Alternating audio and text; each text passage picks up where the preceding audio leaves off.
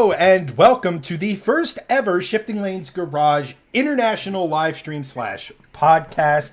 My name is Chad. With me are some very special guests. Nope, I shouldn't say that. The most impressive resumes we have ever had on this show. Oh my gosh, it's flattering me, dude. Thank you. Appreciate it. Not you. But first I want to introduce is Lisa. She is the co-founder and admin of a page called Everyone Motorsports Army. It is a fantastic place where fans can get together to discuss pretty much any form of motorsport in an awesome space. Thanks to her work, she actually has some sponsors and other people involved to help provide an amazing experience. Lisa, welcome. And how you doing today?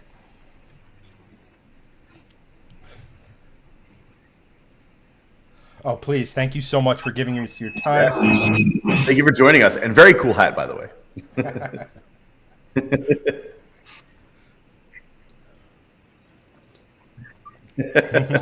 Any motorsports hats. I can be honest, motorsports hats, always on point. They're always good.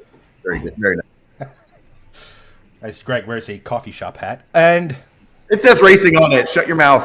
It just say amateur, too. So at least it's amateur. Yeah, there you go. Yeah. And just above Lisa, we have Filippa. She, the best way to describe this is, when we had our pre-show call, her resume is 40 pages long. So obviously, if we want to get into any good talking points, I apologize, but I'm gonna have to gloss over a few things. Yeah. The show is only the resume. There's nothing. I mean, else. I'm pretty sure after the first 5 pages, you're just bragging at that point. But in any rate, you don't stand out. Yes, That's true. It's like, man, this is one hefty resume. But like I said, I'm this is the extremely short. I'm not trying to do any sort of disservice or ever. But at the moment, she is the current category manager for the Australian V8 Supercars Series, among a whole lot of other stuff. Again, truly impressive. Filippa, welcome to the show. Thank you so much for joining us. Thanks, guys. Or should I say g'day? Because I'm sure you're expecting us Aussies to greet you like that, right? Anything as stereotypical as possible. I mean, we're Americans, so probably, yeah. I love it. I love it. It's a very hot day here in Sydney. We're in summer here, so you said it was what, 95 Fahrenheit earlier? Yeah, it's about 35 degrees Celsius, which I think is about 95-ish to 100. It's going to get even more than that. It's going to be like 105, 110 Fahrenheit tomorrow here as well. So I think it's a pool day tomorrow if I can get off work. Oh, God. Yeah. That's brutal. Well, it's a balmy 50 degrees Fahrenheit in my garage, and I have a portable heater next to me. So it's too extreme. Slightly different here. Well, welcome to our V8 Supercars headquarters in the shed. Yes, and both of you have two of the best backgrounds ever because Chad's in his living room. I like to think I'm in a garage. I just have a car behind me. Y'all have good stuff. You have pictures with championship-winning trophies, a light-up Ford sign, and an actual race shop. You both win, like forever. It's best backgrounds. The least we could do. So it wouldn't be a Shifting Lanes live show without audio issues. So go us. Apparently, Lisa, your audio is not coming through now. I can hear you, so I'm pretty sure it's on my end. But if you could just say a couple quick words just so we can iron this out and hopefully move on. You know what I have to do. I think I know it. Gosh, talk about EMA. What is EMA? Give us a rundown so that way you can. Not yet. Started 7 years ago as what was going to be a small page for the fans of one particular team in supercars. It grew pretty quickly, and then last year we found ourselves in a situation where that team was no longer available to us to use in our name, so we just switched the E to Everyone's Motorsport Army, and it was open slather then, grassroots to F1. We cover it all, and we try and give young drivers a platform to create their own fan base and just get a bit of media training through us, and that's what we do. That's awesome. It sounds very, very like-minded to how we actually started shifting lanes. Like, a lot of people don't know this because it was so long ago, because we've been doing this almost 15 years, 16 years now.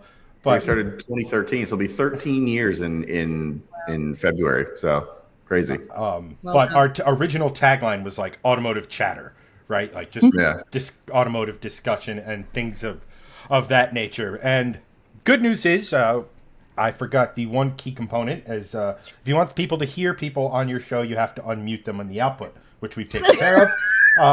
I've only been doing this for 2.5 years. You wouldn't be able to tell by that. Always a 5-cent piece, mate.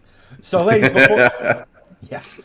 ladies, before we dive too deep into the meat and potatoes of the show, as it were, I wanted to, being that it's the sort of first international show, and there are some, cultural differences and things of that nature, I kind of wanted to dive into a few things. Greg and I have both prepared a few questions each, just to get a general idea on, automotive culture over there, general culture.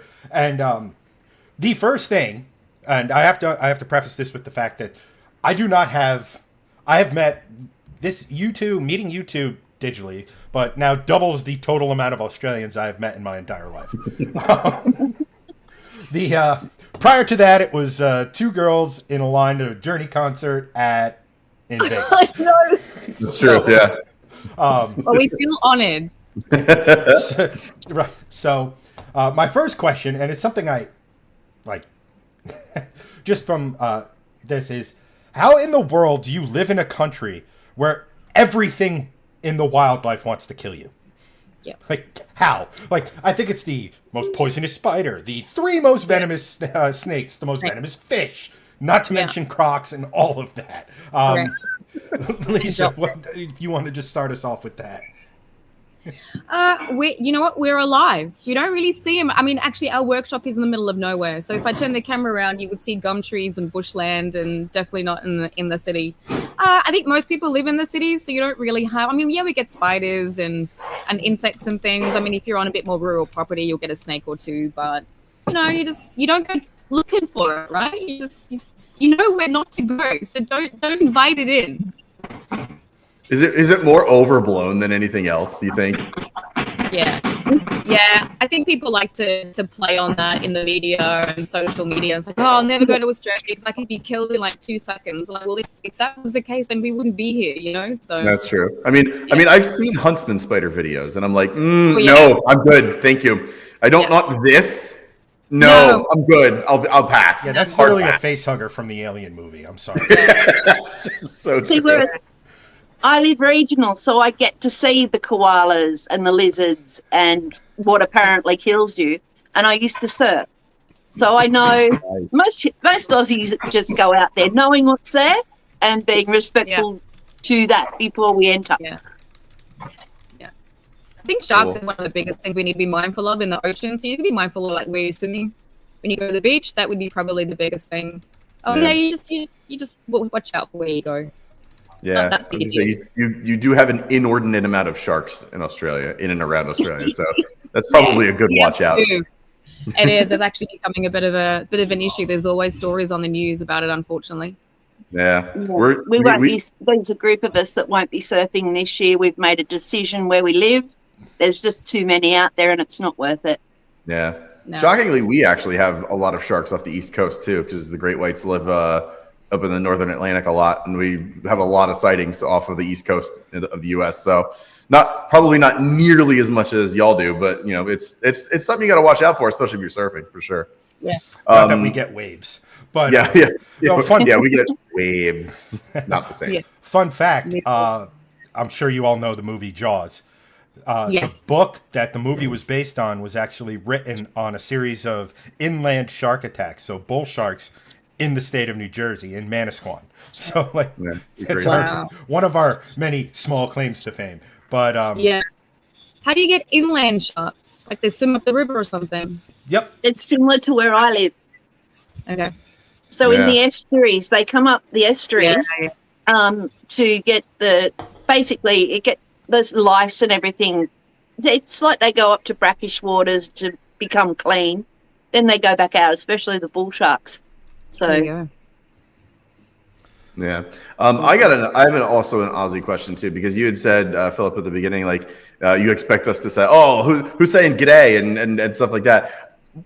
You know, the stereotypical American will always be like, shrimp with a bobby. Like that's Australia. Yeah. No one thinks that. Like we don't think that at all. But in your opinion, what do you think is the most quintessential Aussie thing that the world would know you for? Because everyone else has this idea of it. But what do you two think? It's like, oh, that's what Australia is like truly known for. I think the surfing is a huge thing, right? We're a beach culture. We're a hot culture. But I think a lot of people will be surprised that it does snow here. It does get cold here. So we get all types of weather. So I think the weather is the most stereotypical thing that people recognize and relate to Oz. Obviously, there's all these cliches like, do we all have kangaroos, and do they get the mail from the letterbox for us? And, you know, do we have the drop bear? Yeah, the drop bears and koalas and stuff. Like, you don't see much of that. So we have running water, we have electricity, we go to the supermarket just like you guys. We have running water. Our own clothes, living in the 1900s, you know, like we are a modern civilization. Yeah. Oh my god. We have cell towers. Yeah, we don't actually say g'day a lot. Like I would say, you know, how's it going, or hey mate, a lot more than g'day. Yeah. It's, people like playing on that, obviously. Yeah, of course. Yeah. That's interesting. It's fun, and it keeps the banter alive, you know? We can always got something to talk about. So, and Aussies are jokesters, right? We're such jokesters, so we like having a bit of poking fun as well. Yes. Yeah, the quintessential busting chops, as Chad said earlier. Absolutely. And Lisa, do you agree with that? Or do you have a different answer, like other than the surfing? Or you know, hot culture? Here, where I live in a place called Port Stephens, which is on a place called Stockton Bay, which is a huge sand dune. So you've got surfing, four-wheel drivers, campers, everyone it's the culture. And then you have people that don't know what they're doing and go out there and get attacked by sharks, which is a horrible thing to say. But Bondi Rescue, I don't know if you get that show in America, which is basically a whole heap of tourists on Bondi Beach that need to be rescued. Yeah. I think people don't realise that before you go in the water, you need to know how to go in the water. That's the best way I can put it. And it's the same with going four-wheel driving or going in the snow. It's like educate yourself first and then go have fun. Then you'll be fine. Yeah, we're very outdoorsy. Anything outdoorsy is what we love. Yeah. Nice. Fantastic. I mean, my dad taught me car control in an empty parking lot in the snow back when I was a kid. It was literally just do figure eights, and randomly he'd just yank the e-brake or parking brake, and it'd be like, okay, you just lost rear traction. What do you do? Yep. And steer into it. I can relate to that. Shout out to my dad, who I know is watching, for taking me when I was 6 years old, putting me on his lap and going steer. And I was like, I did the same thing, 100%. Here you go, child. Do the thing. Trial by fire. Yeah, like a lot of us, generations ago, like we would live on a lot more acreage rather than these like tiny box properties that we currently have now. So I did the same thing. When we get in our driveway, which was like 200 meters long, I'd sit on Dad's lap and I would steer and he would do the foot pedals. And then, oh my God, being excited to be able to drive this thing into a garage and not hit the side of the garage doors, you know, it was really exciting for us as kids. So I think because we've got so much land around, a lot of Aussies learned how to drive on private property before they got their learner's permits. Yeah, that's a great thing. The Finns do that a lot too, just because I know that they are super into car control. Like I think the 12-year-olds get on like skid pads, like as part of their learning before they actually get a license. And I'm like, we need that everywhere. Please, drivers suck. Can you please let that be like a normal thing throughout the entire world? So like, I love, and I think that just speaks to like how great Aussie drivers have been over the years. Is like, you guys start so early because you have opportunities to do things like that. You know, here in the U.S., there's a ton of land, but people aren't really doing things like that. The land part of it is more towards like, oh, well, you're driving a tractor to be on a farm. And if you're doing like backwoods like stuff, it's mostly just quads or, you know, vehicles like that. It's never about car control. It's never about like things like that. I think we should do more of that. We have land. We should do that. But do you guys have advanced driver training companies there too? So when you do get your learners and provisional license, you can go and actually learn how to control a car in a safe environment. Yes, Very but nobody limited. nobody does that. Yeah. Really, that's big here.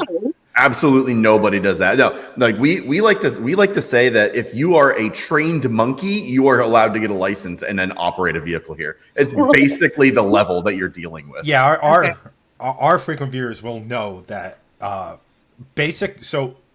licensing requirements vary from state to state. They're broadly similar, but some of them, there are some minor variances. So in the state of New Jersey, to get your learner's permit, which is a pre-license, that's where you are legally allowed to drive the car, but you have to have a licensed driver of at minimum, I think, 25 years old, or at minimum 6 or 7 years of licensed driving experience. The only things you need to do to get that learner's permit is 6 hours with an instructor in a car. You have to pass a written test, which some people just go and take the test. A lot of people, you get driver's ed here in like high school and stuff for like 6 months, and then you go and you take your written test, and now you have your permit. And then on your 17th birthday, you just show up to you make an appointment, show up to the DMV, an instructor takes you out, and it is laughable how little is required. You go up and down 5 minutes. No. You go up and down a street. You do a K turn, which is kind of a U-turn, but it's a multi-point turn. You prove you can parallel park, which is a skill 90% of us barely ever use. And then if you complete all of that with, I forget how many, you're allowed like a mistake here or there, but not obviously in everything. Do all that, you get your provisional license. And now you are legally allowed to take a 2-ton vehicle out on the road and do whatever the hell you want with it within reason. That's crazy. I think we just open up a business opportunity to bring that to the States. Correct. Yeah, but the problem is like it's all privately owned, so you would get a lot of like driver's ed companies being like, no, we can't do that because we blah, blah, blah, blah, blah. I don't know reasons, but like it's also laughable how little Americans care about actual driving because so many people think of it as just an appliance and a go. Just it's not a privilege to drive here. It's more of just I have to do this to get to work thing for 90+% of the population, which is honestly a shame because driving is such a privilege and so fucking fun to do. Like you really should be able to like change the mindset, but unfortunately that's just not a thing the same way it is probably over there with you guys. Yeah, pretty big. Do you know what the age is that you can get your racing license to go compete in various categories over there? Also varies from state to state, but I think nationally it's 13 or 12 for go-karts. And it's probably a little younger for that for go-karts, but for actual like Formula A, Formula B style open wheel, I think it's 14, but I'm not quite That's 100% the same sure on that. 14, 15, same here. Yeah, I mean, I think there's steps involved. I'm sure there's a hard age, but if you look at it, there's a driver by the name of Keelan Harvick. That last name may be familiar to anyone who recognizes NASCAR down there. It's Kevin Harvick's son, and he's driving super late models and late model stocks. They're variations of stock car. I won't get too down that rabbit hole because super cool too. One, I don't know enough about him. I know that there's some slight differences, but I know our fan base, our stocker, will crucify me if I get the smallest little detail wrong. But the point is that's your grassroots style. Those types of cars are getting more national series with the likes of Dale Earnhardt Jr. and the Cars Tour. The IHRA just launched a similar type thing. But he's 13. He's not only racing on these short tracks, so short ovals, think mile and a half or smaller, or I'm sorry, half a mile or shorter. And he's not only doing it, he's winning races. Yeah. So there is an element here of, it might be too young, but if you prove you have the racecraft and you have the pace, they'll let you along. I mean, we have stuff like Legends cars, which I think I said in the Aussie Racing Cars video, or it may have ended up on the cutting room floor. I can't remember at this point. But Legends cars are kind of like that here. Similar. You know, the small car with a motorcycle engine or a that sort of stuff. exactly what they are. But That's really cool. yeah, pretty much they'll let kids drive at a very young age in karts and stuff. It's just adult supervision required, I guess is the best way to put Yeah, it. absolutely. But it trains them so well to when they do get their road car license. I mean, our current Superutes champion, his son has just turned 16, but he's been racing, circuit racing for 12 months as a 15-year-old, and it's very weird for him to just get his learner's permit, but he's got all this racecraft experience already. So we had to remind him that there's no crash damage that's included in that budget for the learner's plate, so he's got to be mindful of that on the main road. But yeah, it's That's amazing right. how it can set up and teach amazing skills if they do get into motorsport first. What was that? Didn't that happen with Kimi Antonelli recently? He got didn't he get an AMG? And he couldn't drive it because he didn't have a license. I'm like, he's an F1. Like, just let it happen. Stop this. We get it. It's worse than that. He has a driver's license, but in Italy, you can't drive certain cars with certain power levels until you're of a certain age. So this guy's driving the fastest thing with 4 wheels on circuits you can possibly drive, and the Italian government's like, nope, which goes against everything we know about. We think about the Italians too, just for the record. Absolutely. True. We love motorsport. You love motorsport, not motorway. Yeah, exactly. But we've had V8 supercar drivers, when they've been in Super 2, turn up to Bathurst, go and actually get their driving licence while they're at Bathurst, and then go back and drive and compete on track. Oh, no I think way. Ross Feeney was the last one that did that, to be honest. That's awesome. So it's doing double duty at that point. That's perfect. Yeah, pretty much. That's great. Pretty much. So Chad, what was your second question? What's the deal with Vegemite? I don't get it. We love Vegemite. Well, It's like, hey, look, there's this beer barrel. What's that stuff at the bottom? I bet it would taste great on toast. Yeah. So abrupt. I love that. Vegemite. That's the New Jersey Goomba in me. I know. I love it. It's so good. Yep. But you have just opened up a can of worms in regards to how much Vegemite to put on the toast, why we eat it, what's the benefits of it. But yeah, all Aussies love Vegemite. Well, I can eat it out of the jar. I love it that much. Oh my gosh. I actually use it in cooking instead of salt sometimes, just for something different. Yeah. But you guys, have you ever tried it though? I don't even think we get it, to be honest with you. Like I've never, even at like specialty markets, like we have so many the Whole Foods, culture made everything like their specialty for everything at this point. I've never seen it in any specialty shop, but I'm sure someone's got it somewhere. Yeah. I did read at some point a couple of years ago, they were actually going to ban Vegemite coming into the States because it's got too much vitamin B or something in it. So I don't know if I DHL'd it to you, whether you'd even get it, Yeah, because that's what Americans need to worry about. Too much vitamin B. Yeah. How about the 17,000 McDonald's? Correct. Yeah. She tries to send something over. She ends up on some American watch list. the NSA is just on your ass. Just it's Vegemite. Chill out. There's guys in suits and sunglasses at a Superute race. All right, she's over by this. Yeah. Yeah, when I come back to the Indy 500, you're not coming on track because of your Vegemite exploits. Illegal import. Oh, God. And it is different to Marmite, So the UK people have Marmite and we have Vegemite, but they do taste a little bit different. They're not the same. Yeah, okay. It tastes a lot different. That's just my thought. Well, now we got to try it, and I think on a subsequent show that either you are on again, because we'd love to have you again, even after this brief exchange, or without. I think we got to grab a jar and spoon and just try it ourselves, just for the entertainment factor of being what is this?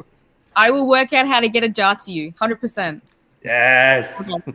And I know where I can get pixie sticks, so we'll do a sort of a you try Vegemite, I'll show everyone what pixie sticks do. Yes. Have either of you ever tried Nutella by any chance? Yes, we love it. Oh, yeah.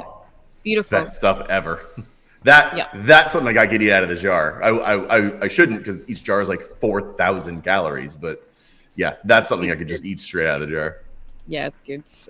And it's totally the other spectrum to Vegemite though. and here I am trying to figure out how I could somehow send a good slice of pizza and bagel from up here. Oh, Because you may have had pizza in Indiana. That is not. No. No. I've heard of New York pizza, hey? So on the East Coast, yeah, you guys do good pizza. Deep the dish water. pizza. Well, yeah. It's the water. That's what everyone Deep dish misses. Chicago. That's the one I want to try. Chicago is just literally just a bread pie. That's all that casserole. Like, literally Chicago versus New York. That wars have been started over less. Let me put it that way.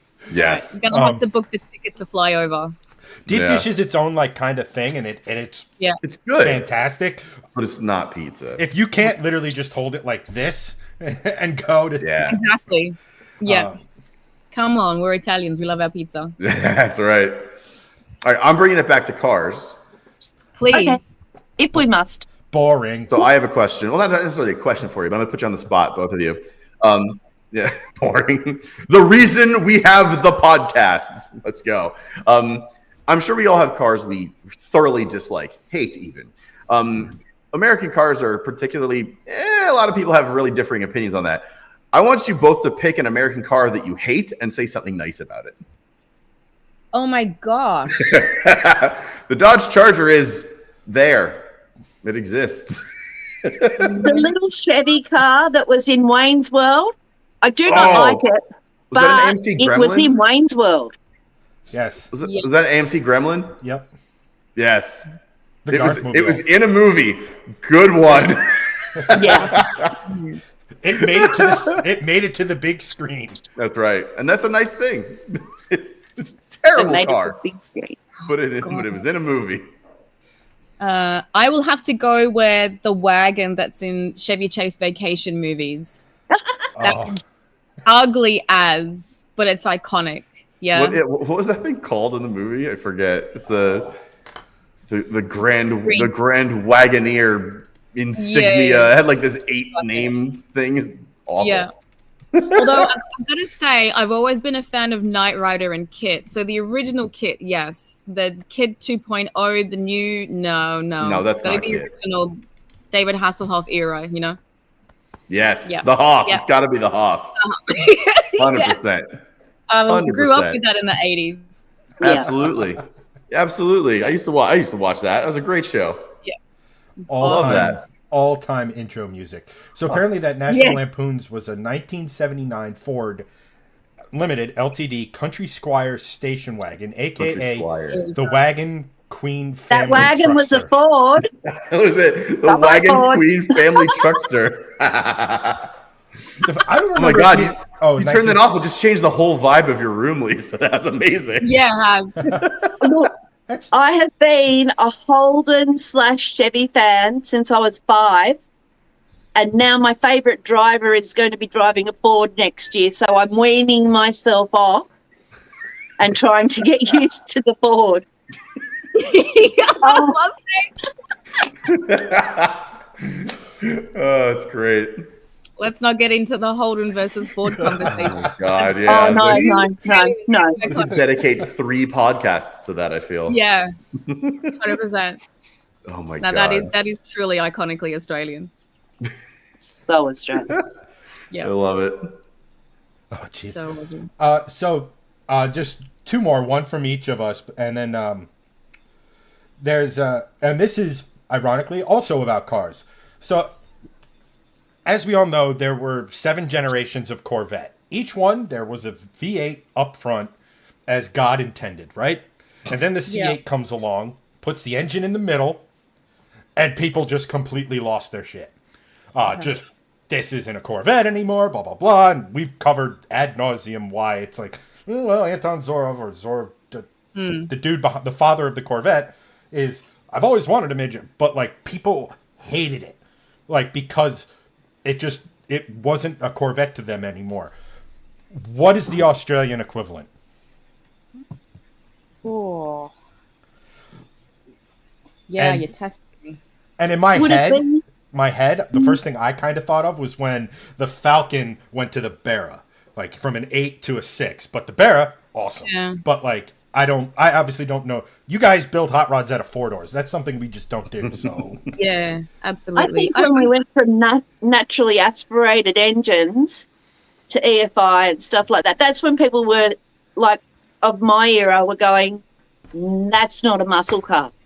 Yeah. We like our muscle cars with big holly carbs, thanks. Yeah, no, I'll agree with you. And I'm not going to sound like I don't know much about cars, but I just focus more on the motorsport stuff. So it's interesting working in the industry that I don't really care what car I drive or what cars my friends drive, or like I've got my favorites. But yeah, as far as the models per se, I'll just go with Lisa. Cool. Keep it easy. No, that's good. That's good. A lot of people are getting. They're like, why are we putting turbos in everything? And I'm like, yeah, it's go fast juice for a lot of stuff too. So like, that's part of it. But and then I'll go with my last one, which is sort of more involved, but we'll keep it kind of like a short. So like, I just saw an article about the EU is basically about to like unban internal combustion. I think like internal combustion was just like a whole thing.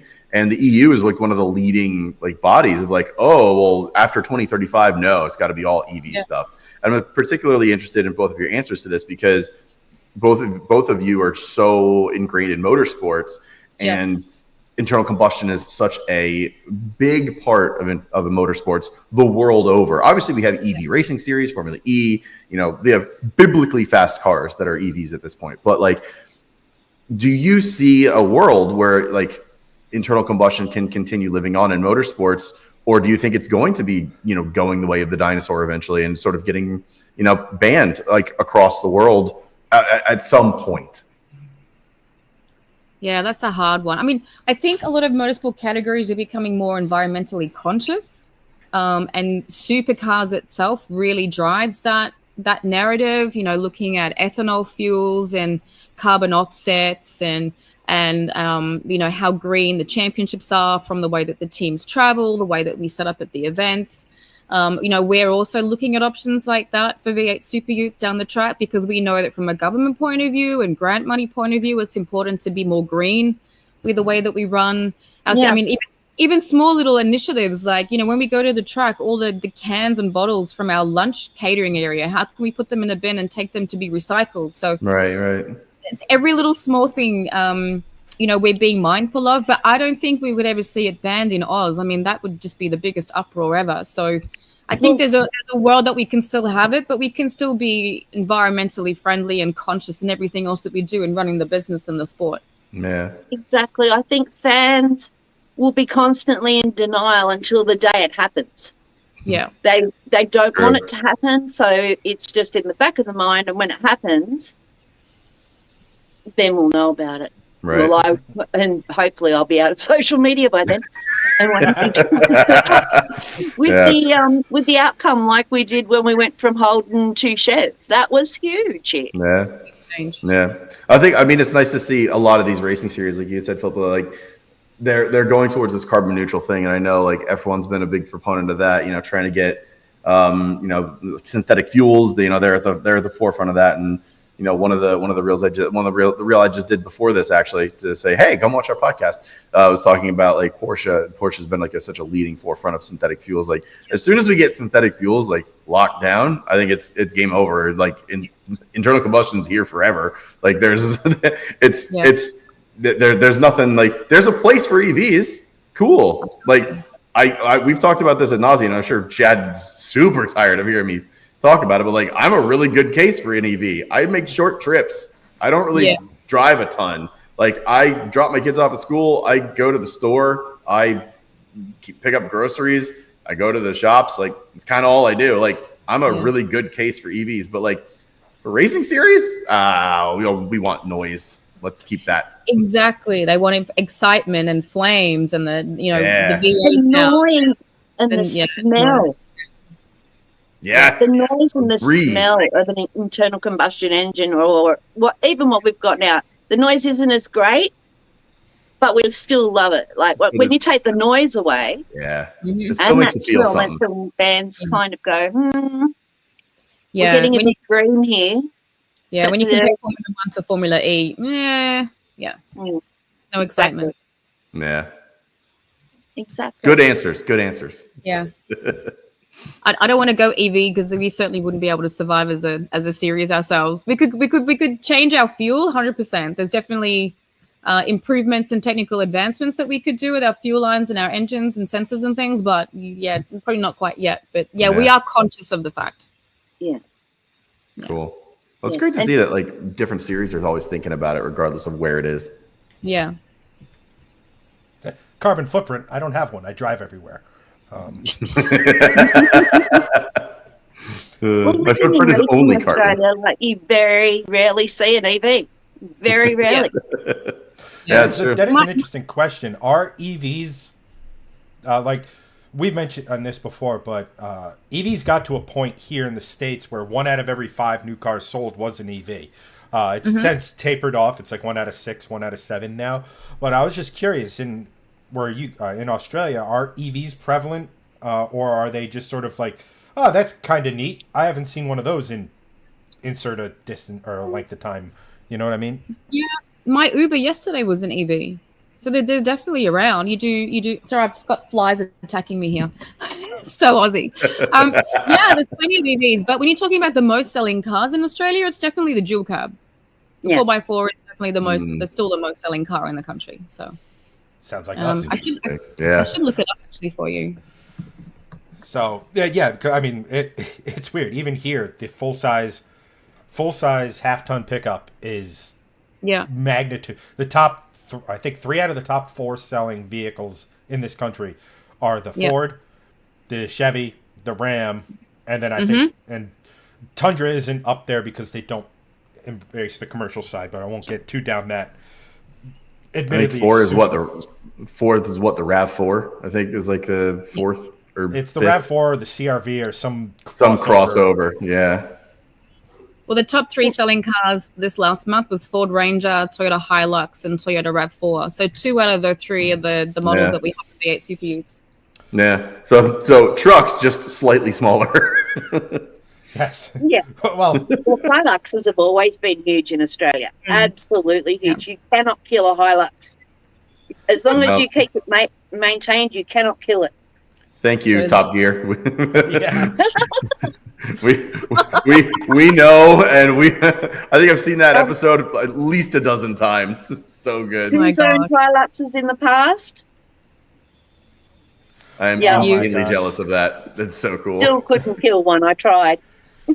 I mean, heck, even Whistling Diesel had a tough time killing a Hilux. Yeah, that's true. That's saying something, because that dude is not gentle on literally anything. No. I just have to pause for a second. I know we were... Literally, Josh on a Facebook chat literally just comes in. First word, good day. Just saying. Good day. But, nice. What's up, Josh? Well, hey, Josh. We can't get Hiluxes here because of chickens, believe it or not. Story for another day, the chicken tax. Chicken tax. Oh, I want to know about that after. It's a bit of a chicken 25-year rule. Wow. No, that's not. Well, it still falls under the 25-year rule. Falls under that, yeah. But chickens, the Volkswagen microbus, and post World War II Germany, just as it. But U.S. laws are dumb. Well, the stupidest thing about that whole entire law is literally everything else we slapped a massive tariff on no longer has one. Just the light-duty trucks. Yep. But at any rate, I did kind of want to, we have 2 Aussie Motorsports insiders with us, so I did kind of want to start with, we're almost 40 minutes into this. Continue. There's the word. Well, I did warn you guys that the conversations take some weird turns. So yeah. We just like yapping. That's all we do. It's great. I love it. That's so cool. About what 10 years ago we decided to put a camera in front of us, and that's how the channels were born. But as for motorsports, I think obviously you both have your place is not the best word, but I think first off, if we're going to dive into Australian motorsports, I do think we kind of have to touch on, at least before we move on, the elephant in the room, and that is, hey, how you guys enjoying playoff motorsports? That's contentious at the moment, isn't it? Boy, what a week. We've been doing it for 11 years, please. It's great. Enjoy. It's like we've got a great system and it's not broken, but we're going to break it. Here come the final series. Boom. Yes. Yeah. Boy, did it throw. Justify some jobs. Great. Yeah. Look, there's so many arguments to this. Did it make the last few rounds of the championship in Supercars exciting? Yes. Did it bring more fans to the track? Yes. Did it bring more TV audiences? Yes. Were we on the edge of our seat? Yes. We are an entertainment sport after all. But for the purists, they want to see the driver that's performed the strongest throughout the season win. And this is the first time in a long time that we've seen that not happen. So we're going to be talking about this for a long time. But then in prefacing that, everybody knew the rules going in. So, and it wasn't just introduced at the beginning of the year. We knew about it 20 plus months ago. The teams could prepare it, and it brought more strategy involved, right? So the sport is now not just about racing. It is about the team strategy. It is a team sport, but you're always going to have the argument of those that have been around forever watching the sport that you want to see the best driver win at the end of the day. That doesn't detract from Chazzy not deserving the championship, because he has been fighting for so many. And I have firsthand experience working with Chaz Mostert, watching him race, particularly internationally, and he is an absolute brilliant racer.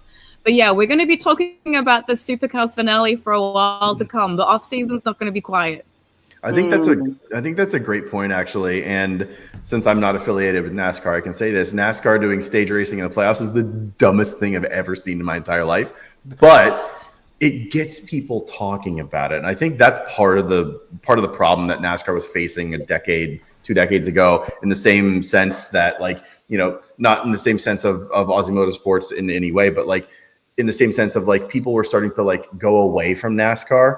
And I'm not saying that there's a correlation there at all to what you're saying, but like to really like get people talking, you've got to like shake things up. And I think that's the correlation that I'm trying to make here is, you know, in NASCAR, they saw all of these amazing big names from, you know, the 70s, 80s, 90s, and 2000s start to like go away. You know, Earnhardt and Gordon and Cale Yarborough and like all these like, you know, like all of these legacy names were starting to like die off. And you know, you had Jimmy Johnson come in and okay, cool, 7-time champ. And then a lot of the new crowd came in and you were seeing like viewership kind of die down. They were like, oh, let's shake this up. Let's do stage racing. Yeah. Oh, let's shake it up. Let's do playoffs. Oh, let's shake it up. And now you're starting to see a lot of people talk about it more. And it doesn't matter if it's like in a negative way, people are still talking about it. And I think that's part of the point is like, it's still exciting. It's still fun to watch, but more people are getting interested in it because they are shaking things up. And I think that's cool and a really good point. And I mean, then you've got the ones that say they don't watch Supercars because they don't like the new setup. But what happened on the weekend from what they saw, it's like, hang on a second, you just said you don't watch anymore. How can you win? How can you win with an entire fan base? You just can't. Well, you can't. You can't please everyone. It's impossible. No. Oh. The big challenge that we have now is we know that the last few rounds of the championship, once you get past the endurance races, are exciting. How do we make the first 8-9 rounds of the championship, which is the Sprint Cup Series, exciting as well? Because you don't want people to go, oh, well, there's no point me watching it because it's boring until we get to the endurance series and towards the end of the championship. That's going to be the big challenge now. How do you make the first bunch of races, that Sprint Cup, what we call the Sprint Series at the beginning of the Repco Supercars Championship, more exciting? I wouldn't want to be in their shoes, that's for sure. But you can't say that we didn't have people talking about the championship and the excitement towards the end. And they want us to be on the edge of our seats, not knowing who's going to win to the final race. That's what we live for in this sport. Yeah, that's true. I will say this about playoff racing. I don't think it was I don't think anybody kind of saw it coming, but it's kind of been one of those unintended byproducts of it. And Lisa, we touched on this when we talked the other day, is it's all well and good that it brings excitement. It does make a race that we otherwise wouldn't necessarily have some excitement to it. Now, we can argue till we're blue in the face on whether or not that's, you know, real excitement or traditional motorsport or whatever anyone wants to argue. But what we have noticed is that one of the biggest issues with NASCAR right now is the lack of the guy, the superstar. Like Greg said, the Dale Earnhardts, the Jeff Gordons, they're not here anymore. And sort of the guys that sort of, like, Jimmy Johnson has 7 NASCAR championships. That is only 3 dudes in NASCAR's history have 7 championships. Richard Petty, Dale Earnhardt, and Jimmy Johnson. People barely talk about Jimmy Johnson or what have you. And as the playoffs have progressed, what ends up happening is you're talking about the dudes on the cut line, which are arguably the most average, mediocre guys, and you're not celebrating the dude who's been dominating the season, right? In your guys' case, the Brock Feeney. Yeah. And in any other season, that would be the talking point. And when you're not talking about talking points, when you're not talking about the superstar, the guy who is obviously doing the best that season, and all you're talking about are these guys on the cut line, you're not building stars. Sure, you're talking about things, but like the superstar, where we did a thing and video on it. Christian Bell would be the 2-time back-to-back NASCAR champion if we used the old Winston Cup format. Yep. That would put him in rarefied air. He would be a superstar, and people would talk, oh, who's going to knock Christopher Bell off, blah, blah, blah, all this other thing. And you're starting to develop a star, and people either like them or they hate them. Right now, most people, if you talk to them, they have a team, they have a car number, like it's kind of this, it's kind of that. But most people I talk to, I don't know if it's because I yell about it a lot, but most people are just like, as long as that shit-stained Joey Logano doesn't win, I'll be happy. And that's it. If you watch the show, you know how much I gigolo that guy. But it's a weird thing because NASCAR has always been, like, the cars pretty much identical. The bodies are slightly different, but the cars are all pretty much identical. It was a driver motorsport, and now we don't develop stars. So that's a big problem. And why TV view ratings, it happened a few times this year where the Xfinity Series, which is the step below the Cup Series, got better TV ratings than the Cup Series did at the same track. Wow. That's a problem. Massive problem. For NASCAR, and it's not like Australian Motorsports, where in one of the support series you have someone like Filippa running it. It's it actually had star power. The little series had more star power because you had a Connor Zilic just dominating everything. We have the same issues here. We don't have, in Australia, the iconic personalities were Dick Johnson and Peter Brock and Alan Moffat and Greg Murphys and Marcus Ambrose, who came over to the States and raced.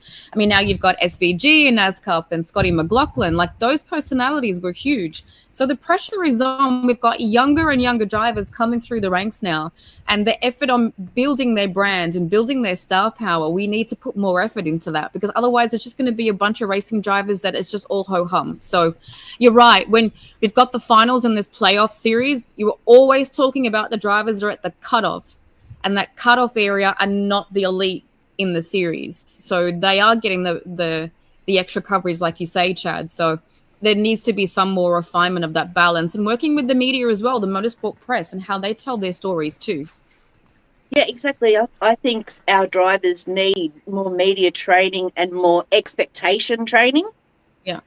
And I know that probably is a wild thing to say, but watching Brock break down after that race, I felt a little sad that he hadn't been prepared that could be the possible outcome of him totally. The championship was there and then it was gone. Yeah. So I feel like that happens. Have had their say about it in bad ways on other pages. Like, I won't put up with that crap on my page. But you cannot vilify a kid because he shows his emotions. That's not okay. No. Totally agree with that. He has such strength of character, though, because after that last race, obviously it was huge disappointment to not win the championship in that final race of Adelaide. He still fronted the press. As emotional as it was for him, to have the strength to be able to speak on camera, even though things didn't go his way, like, huge respect. My absolute hats off.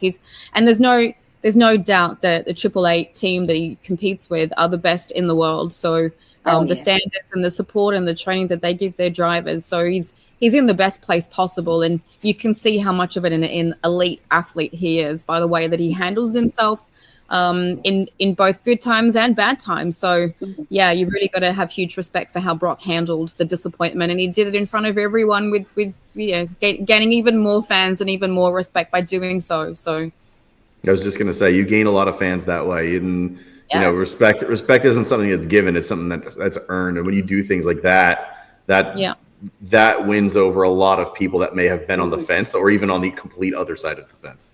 Yeah.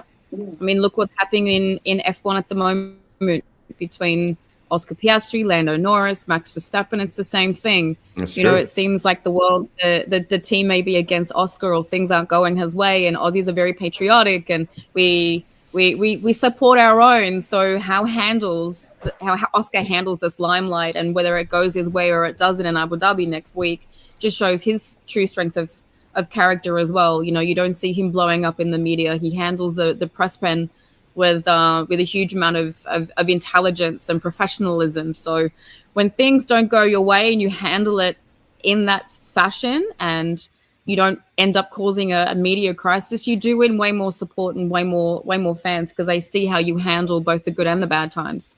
Yeah. That brand management is so super important for elite athletes, whether you're a driver or not. 100%. I became a huge fan of. So I am rooting for Lando just because I'm a legacy Lando fan. I want to see. I mean, I feel like Oscar is going to be a world champ at some point. The dude is just. He's got so much talent. I think he is. He arguably is the best driver in F1, possibly after Max. I would say, maybe just because Max is insane with his racecraft, but. Oscar won me over with the whole "I will not be driving for" tweets that he did a couple of years ago. Which is like this kid is my new favorite. I love him. It's just the absolute best. He's always been clever. I've known Oscar since he was 15, and he showed that level of wit and control. He's one of the most mentally strong racing drivers I've ever had to work with. So I'm not surprised Oscar came out with that. It was so good. Yeah, he sure seems it. I'm a fan. I can't wait to see what he does for sure. Now, if we could just just the beginning. Yeah. I'm sorry, Lisa. Oscar's got the larrikin quality that is an Aussie saying, where he can shrug it off, have a laugh, and the fans adore it. It's great. 100%. Now, McLaren could stop looking at their feet, decide it's better be safe. Let's shoot both of them. They should be all right. Yeah. What are they doing? Oh my God. This late in the season to do something like that? Come on. Brutal. Anyway. At any rate. Let's see what happens next week. Yes. It's going to be good.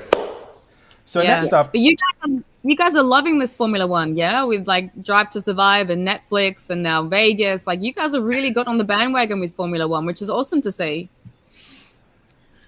I will say Americans on the whole have definitely come around to it. So much so that there is now in my neighborhood local F1 fantasy league, and I'm like, that's cool. What now? I am a Ayrton Senna fan and grew up on that. So like I'm old school F1 and I've been in it since I was basically a fetus. So I loved F1 since forever. But like, to see like these casual fans come in, and not in a bad way, like, oh, you're such a filthy casual, like, no, like casual fans come in and like have a great introduction to motorsports through like the Drive to Survive, and that's the cool thing is like you get them in at the top, and then you start to filter down and you're like, hey, have you ever watched GT racing? This shit's cool. Have you ever seen Superutes racing? This shit's even cooler. And then you start to distill it down, and you give them these amazing grassroots and like other differentiated racing series types. Because you're like, hey, F1's cool. There's tons of drama,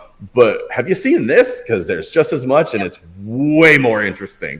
So like, it's really cool to see casual fans get way more involved. And be not only just get them more involved, be super interested in it too. That's the big thing. Yeah, spot on.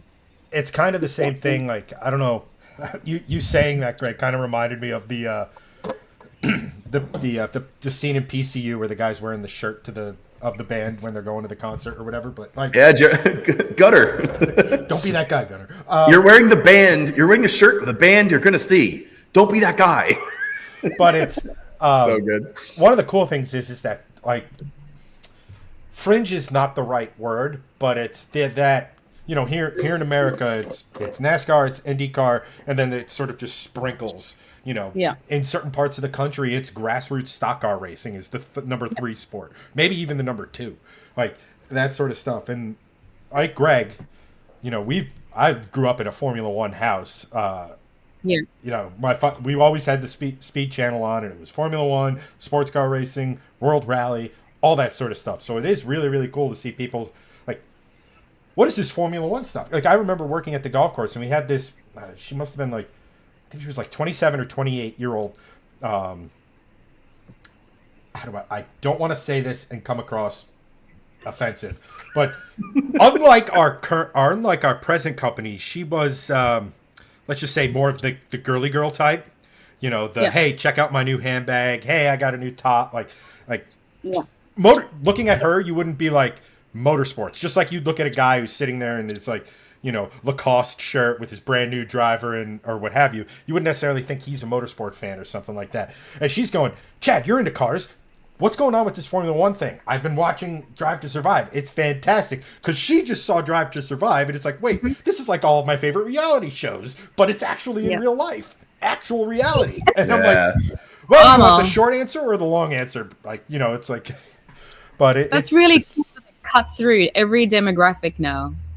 Motorsport didn't used to be popular en masse, but now since the whole Netflix effect, you're right, it's infiltrated across the globe. So everyone that works in motorsport suddenly is cool, and we're getting more fans and more followers and more interest and more women wanting to work in the sport as well, which is awesome for us. So yeah, there's definitely benefits from all of that. And the F1 movie, I've got my comments about that, but anything that can put the spotlight on the sport and take it mainstream is fantastic for all of us.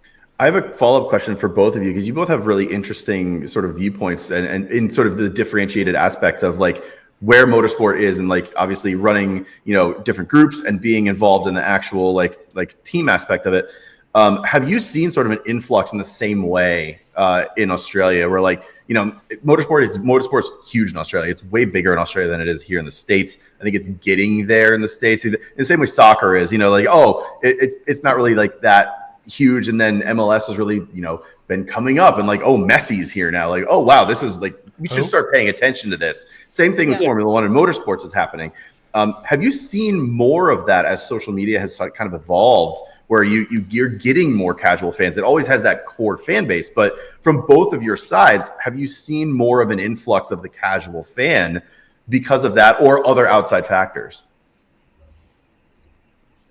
Lisa, you want to go first? You want me to go first? Yeah. You're involved with the fans every day with your group, so day in, day out, touch them. I think we started off with diehard fans of the team, and then when we changed over and made it for everyone, I saw casual women followers join and become full members and become active, and then go on to do things in motorsport in a volunteering way to be part of it. Our viewership is 30% women, and I would say at a very uneducated guess, but I would say it's a very even split when it comes to volunteers, 50-50 men, women. So when you talk about having people that are casually looking at motorsport, I think in Australia it's more of you're into motorsport because you're Australian, but now it's okay to vocalise that if you're a little bit worried as a woman. Interesting. That's very cool.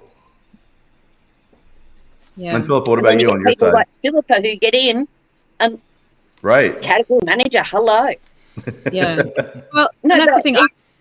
We walk in Philippa's footsteps, but Filippa walks in footsteps of people like Jill Johnson, Bev Brock. Like, there have been women before Filippa who have been in pit lane for other women that are trying to get into pit lane. and now Filippa is in their shoes and doing an amazing job. It's like I've been around for nearly 30 years in the sport. And so I started as a journalist. I would write for the Motorsport magazines. I actually used to write news stories for the Supercars website before it was mainstream and it was taken in-house. I was a producer for the Supercars broadcast. And, in the earlier days, I was the only female journalist that was sitting in the media center in that sort of environment at the supercar events. Yeah. But the last 10 years, it has just skyrocketed. It's been incredible. The fan engagement, the emails that we get, just people finding an email address on our official website for V8 Superutes and constantly asking, how can I race one? How do I get into motorsport? Or I'm a university student and I'm doing marketing and media and I want to do an internship. We're really proactive in trying to create programs for next year where we can train more young women coming through the sport and giving them hands-on experience. So we're really great in this country in getting them excited and showing them the possibilities of, all the different types of jobs that you can have in the sport. So there's more interest in actually working in the industry. The fan base, is improved. But I think because it's such an attractive option and there are women in particular doing all these types of roles. I mean, in Superutes, we have female mechanics, data engineers, regular engineers, operations, media, photographer, myself in category management. So we cover all the aspects. And racing drivers, we've got two female drivers. Two female drivers. So, we represent the breadth of all the different types of roles. So, yes, we have an influx in fans and engagement and asking questions and want to come to autograph sessions and grab posters and stickers and meet our drivers. But there's been a huge influx in the interest in working in the industry, which is great. We just now need to work on the retention. So how can we make this the most safe and healthy and enjoyable work environment? Because it's not like working in an office 9 to 5. It does have its challenges and we travel a lot and it affects our home life. And we're working on that slowly but surely. But yeah, everyone that works in this industry just has this love affiliation with it. We wouldn't want to be doing anything else. So I think from all this Netflix effect, the interest, the opportunities to work, everything's been opened up. And like you say, Lisa, women aren't afraid to say, yeah, I'm a massive motorsport fan, or I work as a mechanic, so there's still the stereotypes. I mean, I went to a Christmas function last night and I was meeting a whole group of lawyers. And when I said I was a category manager of a motorsport category, they're like, I wasn't expecting that to come out of your mouth. So it's pretty cool. But as much as it's cool and it's fashionable, you got to understand that there's a hell of a lot of work to actually do this as a profession. You just can't walk in and get a badge and put it on a shirt and off you go. There's a lot of training. That's right. There's a lot of regulatory aspects to the sport. You've got to understand brand, IP, safety as well. Motorsport's dangerous. So the more we can also provide education opportunities so everyone understands really what goes on behind the scenes is another aspect that we really need to grow to. But yeah, it's an industry that I wouldn't want to work elsewhere, that's for sure. Yeah, I'll be putting in my application. I'll be honest. Okay, come and help me. I'm looking for an operations assistant. Come on, let's go. I mean, I'm down. Sorry, family. I'm out. I'm going to Australia later. Have fun. Bring the kids. We're a family-friendly paddock. Don't worry. Honestly, I mean, that's the best sales pitch from both of you. Just you have this amazing racing culture there, and you have it's not just legacy people. There's just if you're not in it and you don't know about it, don't talk to me about it. I don't want you here. And that seems to be how it's evolved over the years, because it used to be like that. And I think everywhere in motorsports, it was the good old boys, the good old girls. And you had to know someone to be in it. And now it's just this whole global phenomenon where you see all of these people coming in, more women in motorsport, more casuals coming in just to be fans and be part of it and volunteer. Like you said, it's really awesome to see. And it's not just in Australia, it's elsewhere. It's we were saying, it's the US, it's everywhere it's happening, and it's so cool to see. And kids love it. Yes. So we're very proactive in making our paddock family friendly. Any families that come through, our Time Power V8 Superutes paddock is accessible.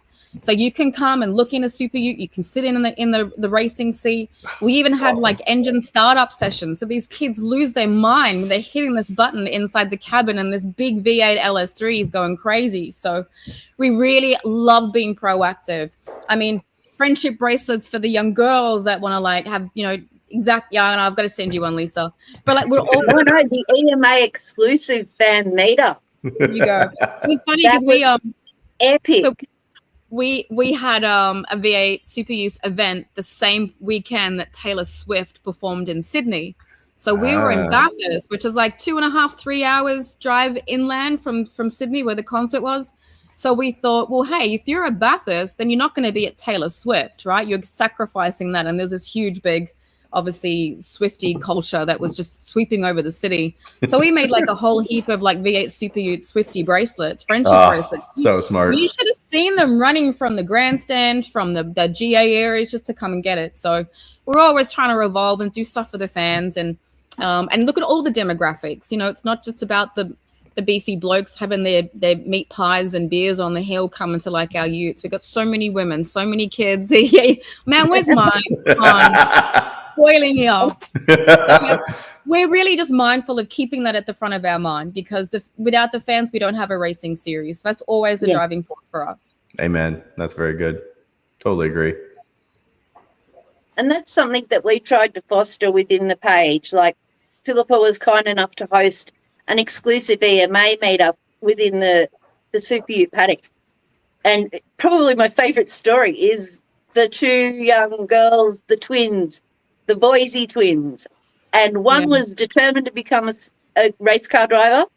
And what was the other one going to become? I think a teacher or something. Paleontologist or something. That's cool. Yeah.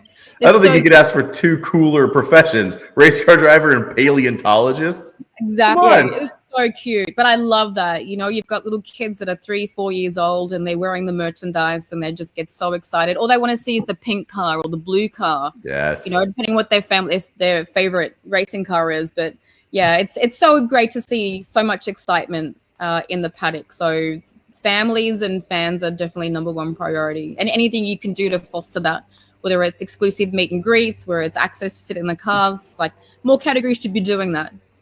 Yes. 100%. Totally agree. Yeah. Formula One. Yeah. Like, let me sit in the car. Could you imagine a bunch of inspectors? I will return. Yeah, I get oh my God, can you imagine? Get out. Oh my gosh. But I mean that's the name of the game at the end of the day, right? Like you develop a connection. If someone is connected to something, they're going to want to tune in. It's like, oh, I sat in that car at this race at this point in my life. I can't believe it. Oh, I'm going to watch it now. Like all that sort of stuff. Like, that's core memory. Yeah. That's pretty much how NASCAR boomed it. It was like, hey, come on in and watch everything they're doing. Like, could you imagine that on an F1? They'd freak out. Absolutely not.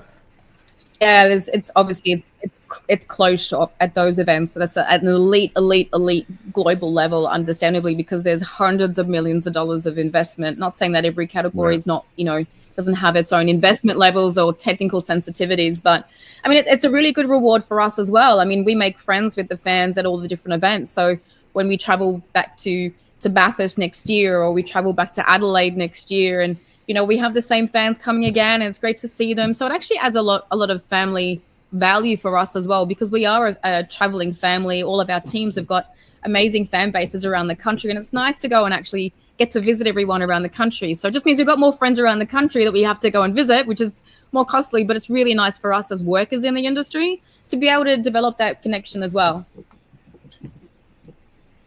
I'm back. I didn't want Gregson to feel too alone, so... Appreciate that. There you go. There was a straight Heineken in the fridge. Cheers. I won't mention. Bring it. Cheers. Well, love it. Isn't it a fan thing? Motorsport and beer. That's right. Nice. I'll just be boring with my water. That's fine.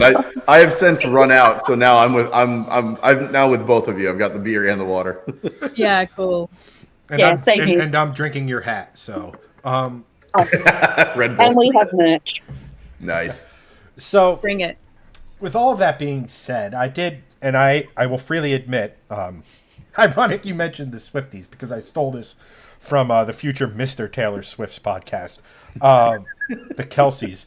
But and it's an interesting topic because it's like, what was your welcome to motorsport moment? Not necessarily like that moment as a kid where you sort of fell in love with it or what have you, but more on a professional level. Like, holy crap, I'm actually doing this. Like, what was that moment for you guys? And we'll start with Lisa and then go to you, Filippa.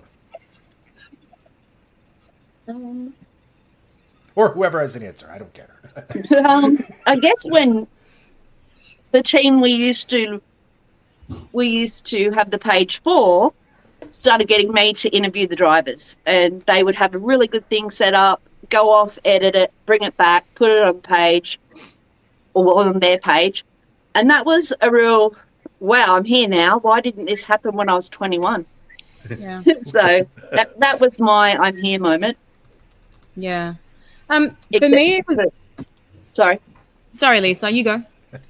But as far as motorsport, I vividly remember watching the Bathurst 1000 with my father when I was 5 years old, saying, I want to do that when I grow up. Yeah. Yeah.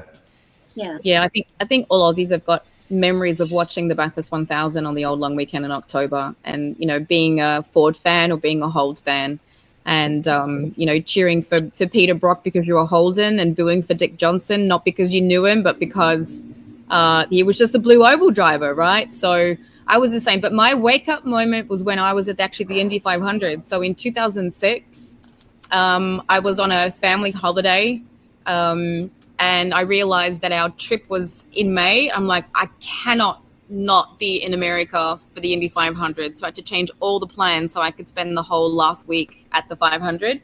And so I was there for press, and I got to do some interviews and stories for the motorsport magazines back here in Oz. And I was in the press pen, and I was interviewing Dario Franchitti and Danica Patrick. And I'm like, these guys are superstars, you know? And I'd only just started my journalism career not long before. And I'm like, I'm never getting any lip from any supercar driver ever again in my entire life. Who are they compared to these superstars at the Indy 500? Is this real life? Yeah, exactly. I think because being in Australia, we can be, oh my goodness. What dinosaur is being slaughtered behind you? Good God. Sounded like a floor jack being dragged across Yeah. the shop floor. No. I like this. Louder. This is a garage podcast. Louder. Yeah, that's louder. Yeah, that's a. Where's the smoke? Where's the burnout? That's crazy. What was I saying? So interviews. you know, being in America and being around these superstar racing drivers, it changed my entire mindset coming back to Oz, because I think here in Australia we're big fish in a small pond, right? And that was the first time I felt like a little fish in this gigantic pond, just thinking, wow, there's so much more outside our country as far as motorsport's concerned. So yeah, the Indy 500 is definitely holds a special place in my heart for many reasons. I went back 10 years later as one of the teams on the grid. So yeah, that was a huge change in my own perception about where I was going to go with my career. That's cool. Yeah, it's those big moments that sort of like bring you back to, right? Because you know, everyone has bad days, and then you like have that memory of just like, you know, remember what happened, and then it just brings you back to that, like, oh God, I love what I do. Absolutely. And it's funny because that year in 2006 that I was there, I said, I've got to come back for the 100th running. I don't know how, but that's going to be like the biggest race on the entire planet ever in motorsport. And I just I'll come with you.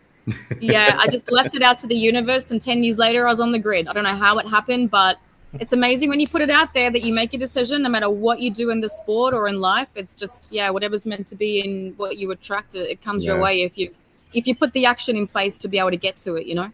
That's right. Oh, yeah. Like, this is my first year back on track for a lot of years. And the smells, the sounds, it is all-encompassing and makes you want to just keep going and moving forward and doing stuff with people like Filippa and you guys and just making the sport better for the fans. Like, if I can make the sport better for fans and show them things that they don't get to see, I'm a happy girl. Yep. And I suppose when you're in a position of privilege as well, you do what you can to open up those opportunities, because you know what it was like when you first started. All you wanted to do was get an autograph or go and sit in a race car and have that touch and feel experience. So when you get to a position where you're now in charge of all of that and you can open up those doorways, you're definitely more mindful that that's something that you want to integrate in your own program, just to pass the baton, you know? Yeah, definitely. 100%. Definitely. That's my next thing. Like, I'm taking on board a TikToker. Yeah, I said that out loud for the first time. I'm taking on board a TikToker. You're technically talking to two, so Yeah. if you could say it with a little less vitriol, that would hurt my feelings a little less. I'm kidding. I think I'm just getting too close to that age where I don't want to admit it. But yeah, I'm taking. Influencers. You know, she's going to start saying 6'7", so. No, don't go there. Don't go there. Man, I had my I still don't know what it means, 2 so. weekends ago, and he went, Annalise, what time is it? 6-7. And I'm like, oh my God. I have an 8-year-old and a 6-year-old, and it's all they do right now. So I saw a reel where some guy in a Grinch costume went 8-9, and it pisses them off so much. It's the best thing ever. Wow. So anyone, if you do 6-7, just go 8-9. They will lose their 8-9. shit. It's great. Okay. It's great. It's a shame that your kids aren't 6 and 7 years old. The 8-year-olds means it for you, yeah. They were, but as soon as the 8-year-old turned 8, that's when they started to do it. I'm like, you guys missed the golden opportunity. What are you doing? Damn it. That's so cool. Oh man. 6-7 threw us off. Where were we? It always does. No one knows what it means. No. I use it to. I'm a big fan of just like, what's the best way to put it? Like, I love in certain situations just kind of walking up, just dropping that sort of like social element, sort of like hand grenade, and just like walking away and like letting the chaos take over. Like, Yeah. my My driver's like doing that all the time. Yeah, it's, I don't know. That's awesome. I'm 42 with a mental age of 16, so it's like, it's probably why I love cars so much. It's like big toy go vroom. Yes. The amount of bloopers and opportunities my drivers put this 6-7 stuff in their interviews, it drives me insane. I'll cut up a reel next year of it if it's still trending. Gosh. Yes, please do. Like, so I was out on track and yeah. Oh my gosh. Crazy. One of my buddies, his friend has a C7 Corvette, and those have a 7-speed manual gearbox, and he just sent a video of him. I don't know if he was driving or not or whatever, and it was just going from 6th to 7th, and he's just like, I'm just going to leave this here, and then just walks away. Oh, God. But before we continue, I don't know if you could pick this up, but my dog is being his normal pain in the ass self, so I'm just going to take him out real quick. Okay. Usually in these situations, I throw a topic at Greg that has nothing to do with what we're talking about and that he's unprepared for. I feel like we'll dial that back a little bit. So I feel at this point, feel free to grill Greg, ask him pretty much anything you want, and I'll be right back. Oh, no. Yeah, I want to know why you're always wrong. What's this Greg's wrong thing? I feel like that's self-explanatory. I just become the scapegoat for like all of it. Yeah. So like it all started basically when we were having like just technical difficulties, and it had to do with me remoting into Chad's computer to like mess with the whole stream that we're on right now. Like we're on in the back end, and Chad's computer went to sleep in the middle of it, and he blamed me for it.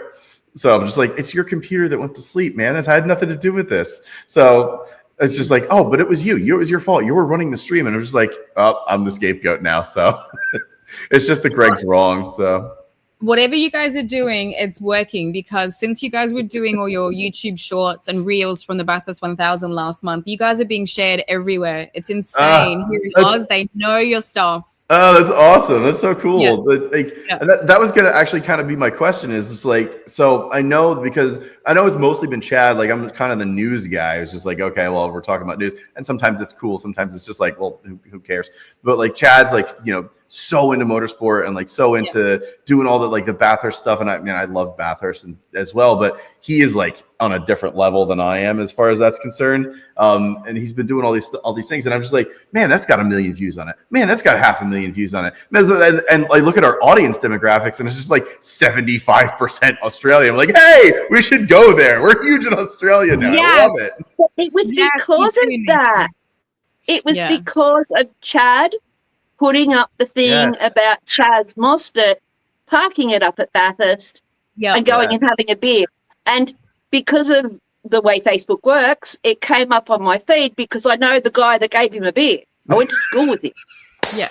And I saw him at Ipswich, and he took one look at me and went, you aged a hell of a lot better than I did, Lisa. Oh, no. Yeah. 6 degrees of separation here. We know everybody. Oh, my God. That's so good. Yeah, like that went viral. By the way, all-time great motorsport moment, by the way. That was he just like left his car. He's like, I'm just gonna solder off and get a beer. Let's just forget it. Yeah. That's we so had good. one of our drivers do that last year as well. He ended up in the wall in Adelaide, and he just jumped the fence and went into the corporate area and just had a beer as well. It's very, very Aussie. I mean, his day was done, right? Right. He wasn't gonna get pulled up for drinking alcohol because he wasn't back on track again. But he was done completely. It's just done. 100%. Crack a cold one, and I'm sitting there going, "Oh my gosh, I've got a media crisis on my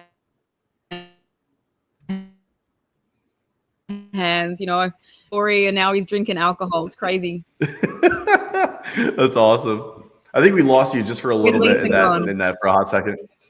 I don't know. Actually, I don't know where Lee. See, and Chad's gonna come back and he's gonna blame me. I'm gonna be. He's like, Greg's always wrong. It's Greg's fault. What did you do? Exactly right. It's all your fault. I don't know. Let's see if he's in the comments because I'm sure he is. He's messaging me now. I'll say, I'll come back. Yeah, well, we're sort of like banking on it, man. Yeah, it's fine. I'm sure Lisa's just having internet troubles as well. Oh, sorry. Go ahead. How did you guys come across V8 Superutes and supercars? Have you just more recently discovered it and the crazy racing that we have down here, or have you always kept an eye on Australian motorsport? I think a little of both, honestly.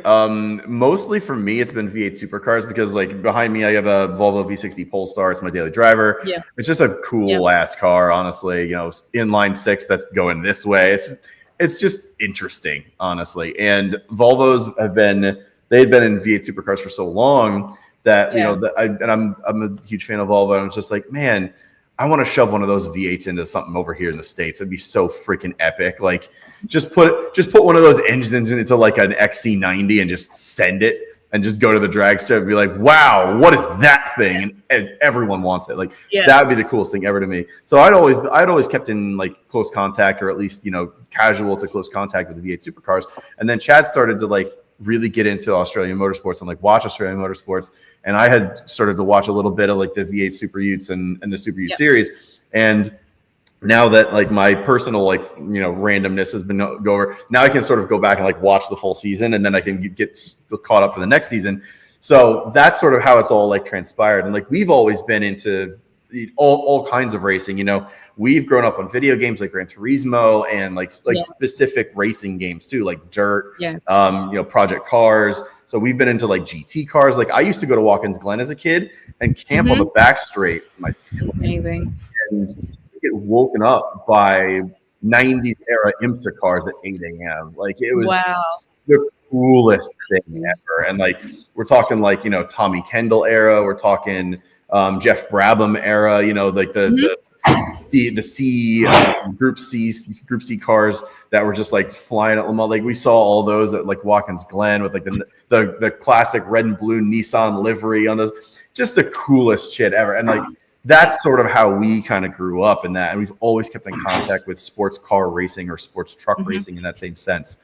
So that's sort of how it's all, the genesis of all of this is Australia is just such a amazing hub of motorsports, period, that we naturally have been starting to gravitate more towards that, because it's just, it's really interesting. And there's really interesting things that are going on between cars, and like we were talking about the playoffs, and it's just burgeoning really amazingly over there. So that's also part of it.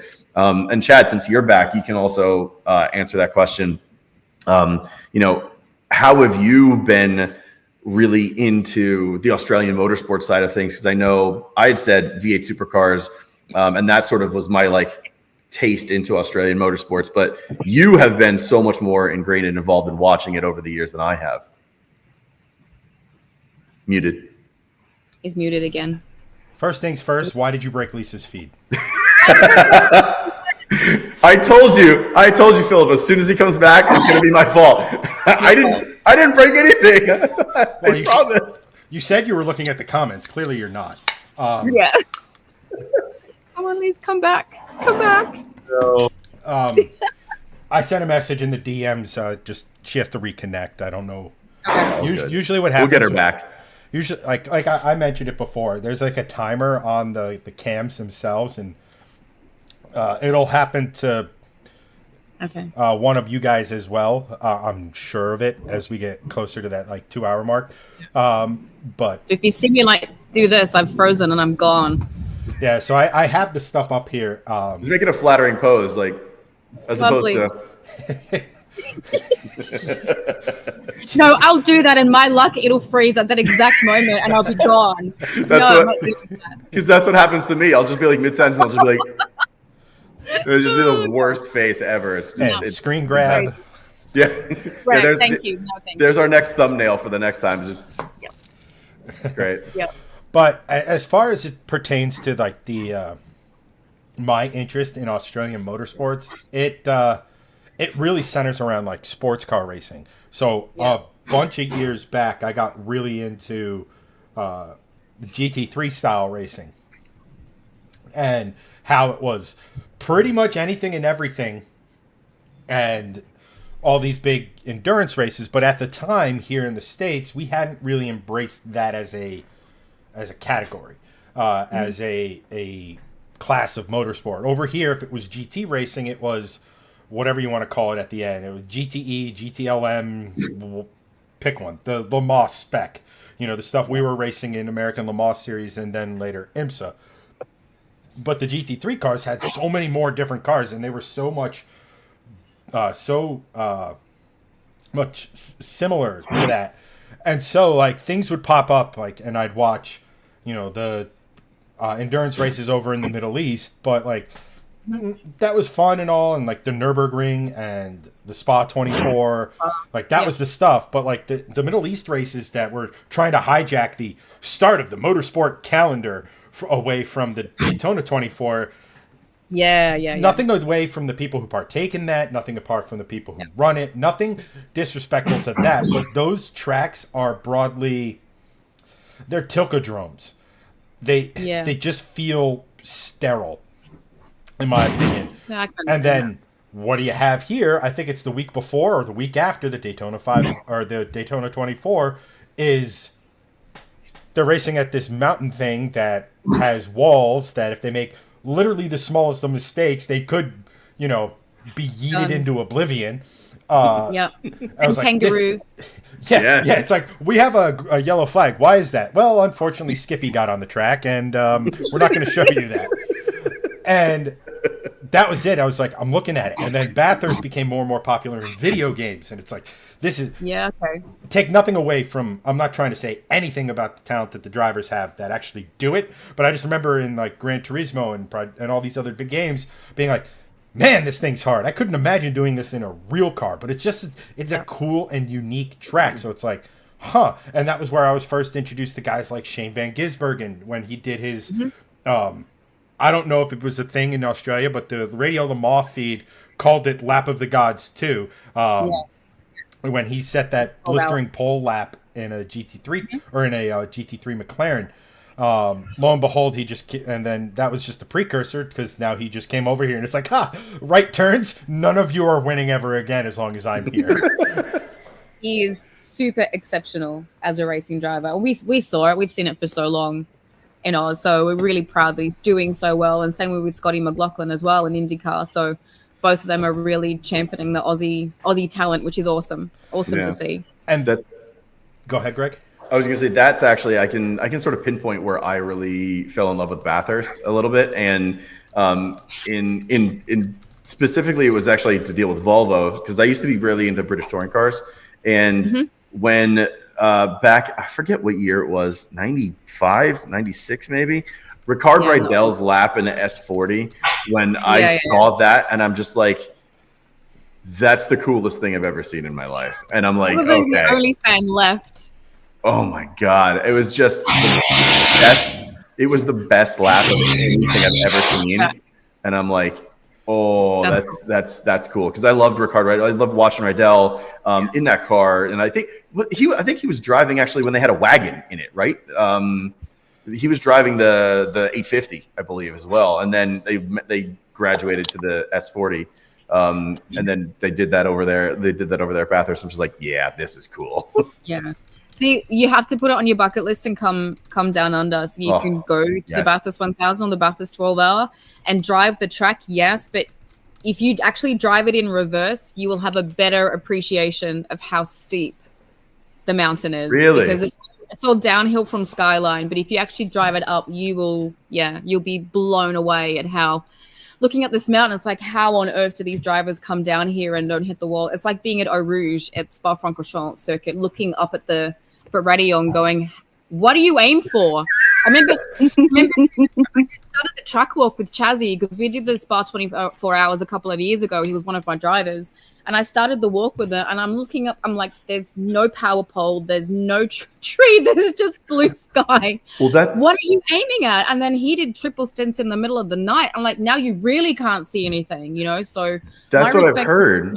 Just went straight through the roof. The way that he handled himself and never lifted the whole time. It was just insane. So I love those tracks where they've got those characteristics that you actually question, the godlike abilities of these racing drivers. They're not just sitting back in a lounge chair, just, driving like you would on your main highways. They are full performance athletes. Yeah, I think that's a really interesting one, because like Eau Rouge is a great one, and I've heard from different people in the industry that Bathurst, Eau Rouge, and even the corkscrew, because you have no frame of reference. So at least at the corkscrew, you're going down, you can find like, okay, there's the point in the wall. There's that advertisement where I know I gotta like put the car. Yes. Whereas Eau Rouge, you're literally just looking at the sky, and that's a lot of drivers actually prefer it to be slightly overcast because they have a cloud to aim for. And I'm like, that's a steep freaking corner. Then, good God. I don't know how they do it. I seriously don't know how they do it. It's impressive. It was one of the best events I've ever been to my entire life to work out.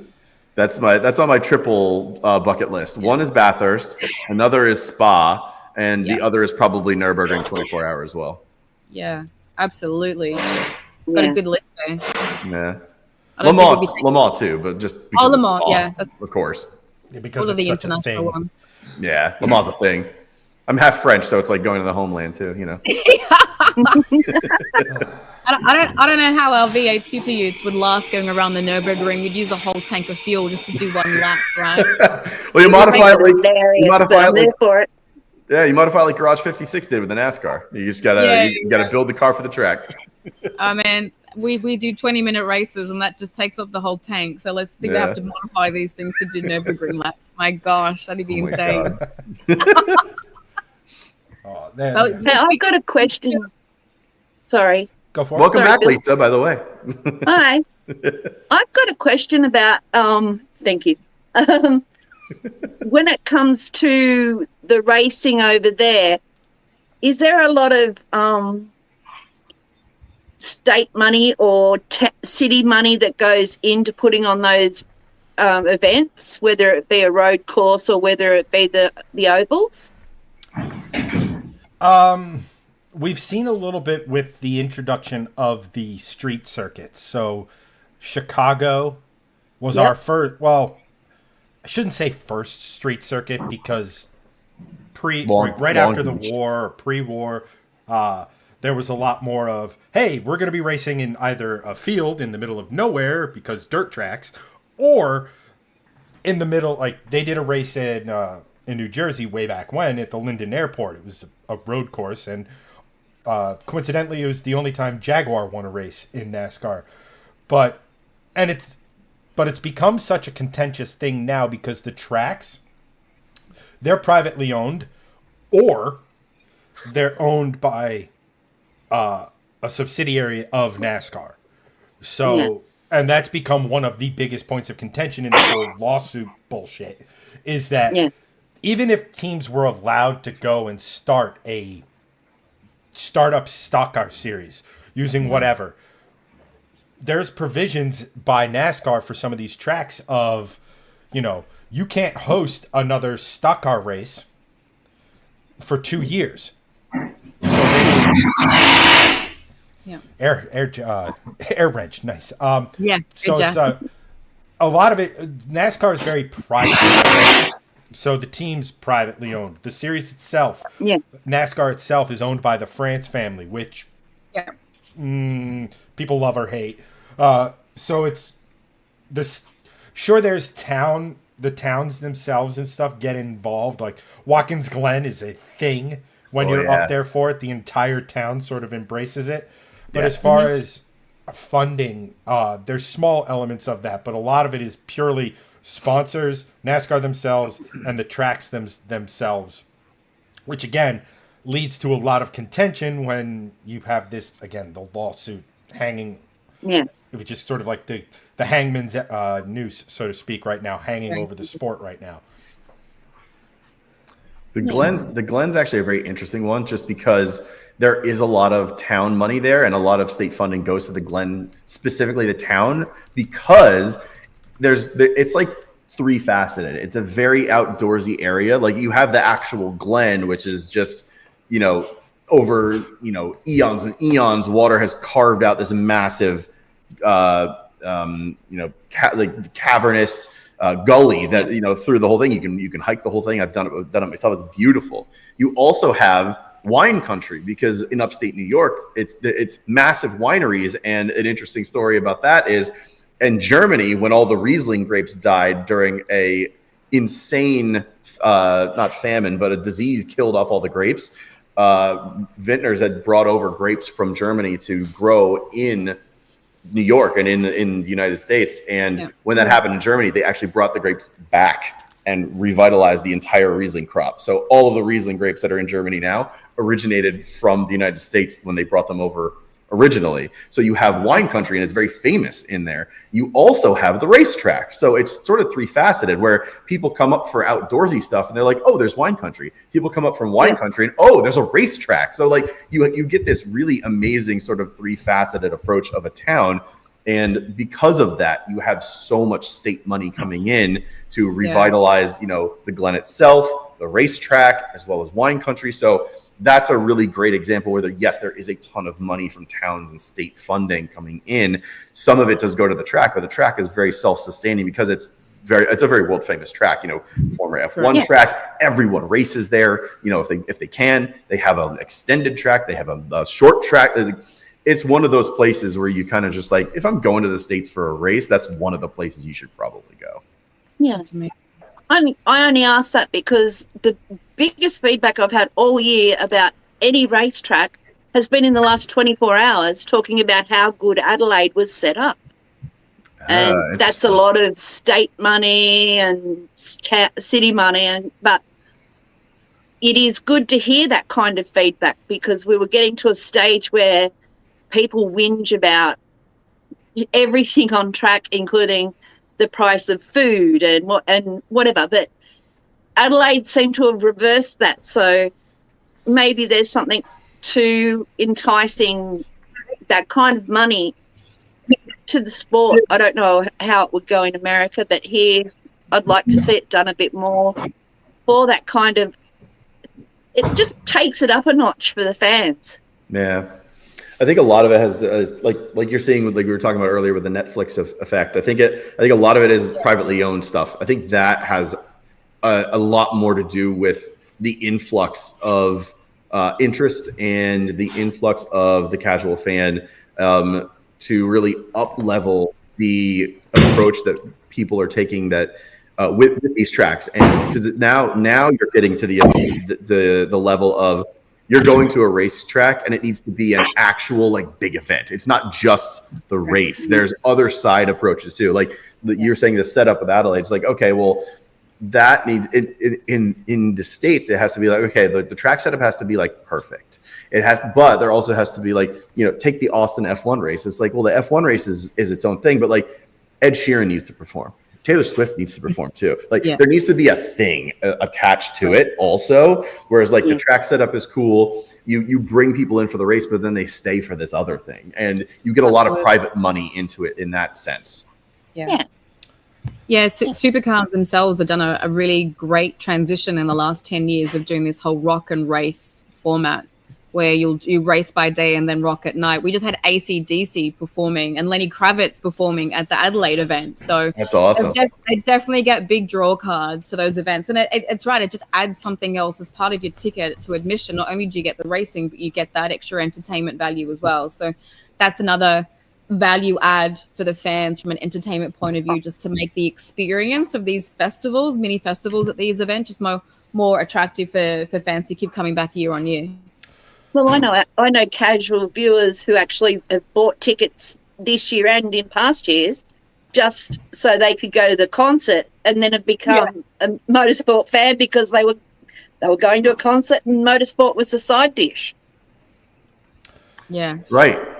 And there's also an element to pretty much any sporting event now, or at least here, in the sense of, we'll just keep it in the motorsports realm, but like, person A wants to go see the race. That's all they're really interested in. But to get their significant other or their cat friends to like go there, this other stuff, it's like, oh, well, the motorsport's cool and all, but like, hey, there's a concert afterwards. Oh, we can walk through a beer garden, or we can go through the streets of what have you, or any of that sort of stuff. And just, it's an event that ticks a lot of boxes to where now you're bringing in a casual individual who maybe only is there for the concert, but it's like, wow, these guys, you don't get a sense of speed of the guys or how close they are to stuff just watching this on TV.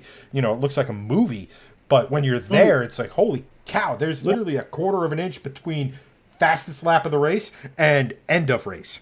Like there's, and that sort of stuff. So it's a really good way of drawing people in. And then, you have, I will say this, obviously, America is the only country that has 3 Formula races in it at the moment.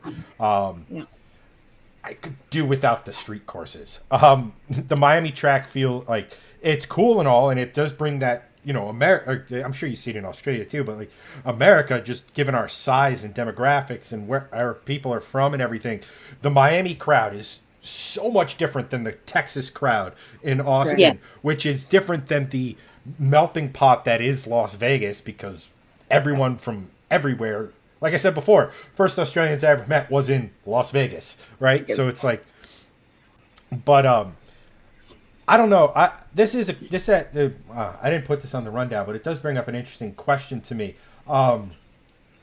Street races in general, for me personally, I like them as this is different. It breaks up the season, but I know you all race on street circuits and stuff. Mm-hmm. What are your thoughts on are they where do they sit in like kind of the hierarchy of like race types over there? Oh, you know what? It's all much of a muchness, because the street tracks are exciting. They get more fans, so you get bigger numbers. You can race in front of bigger crowds.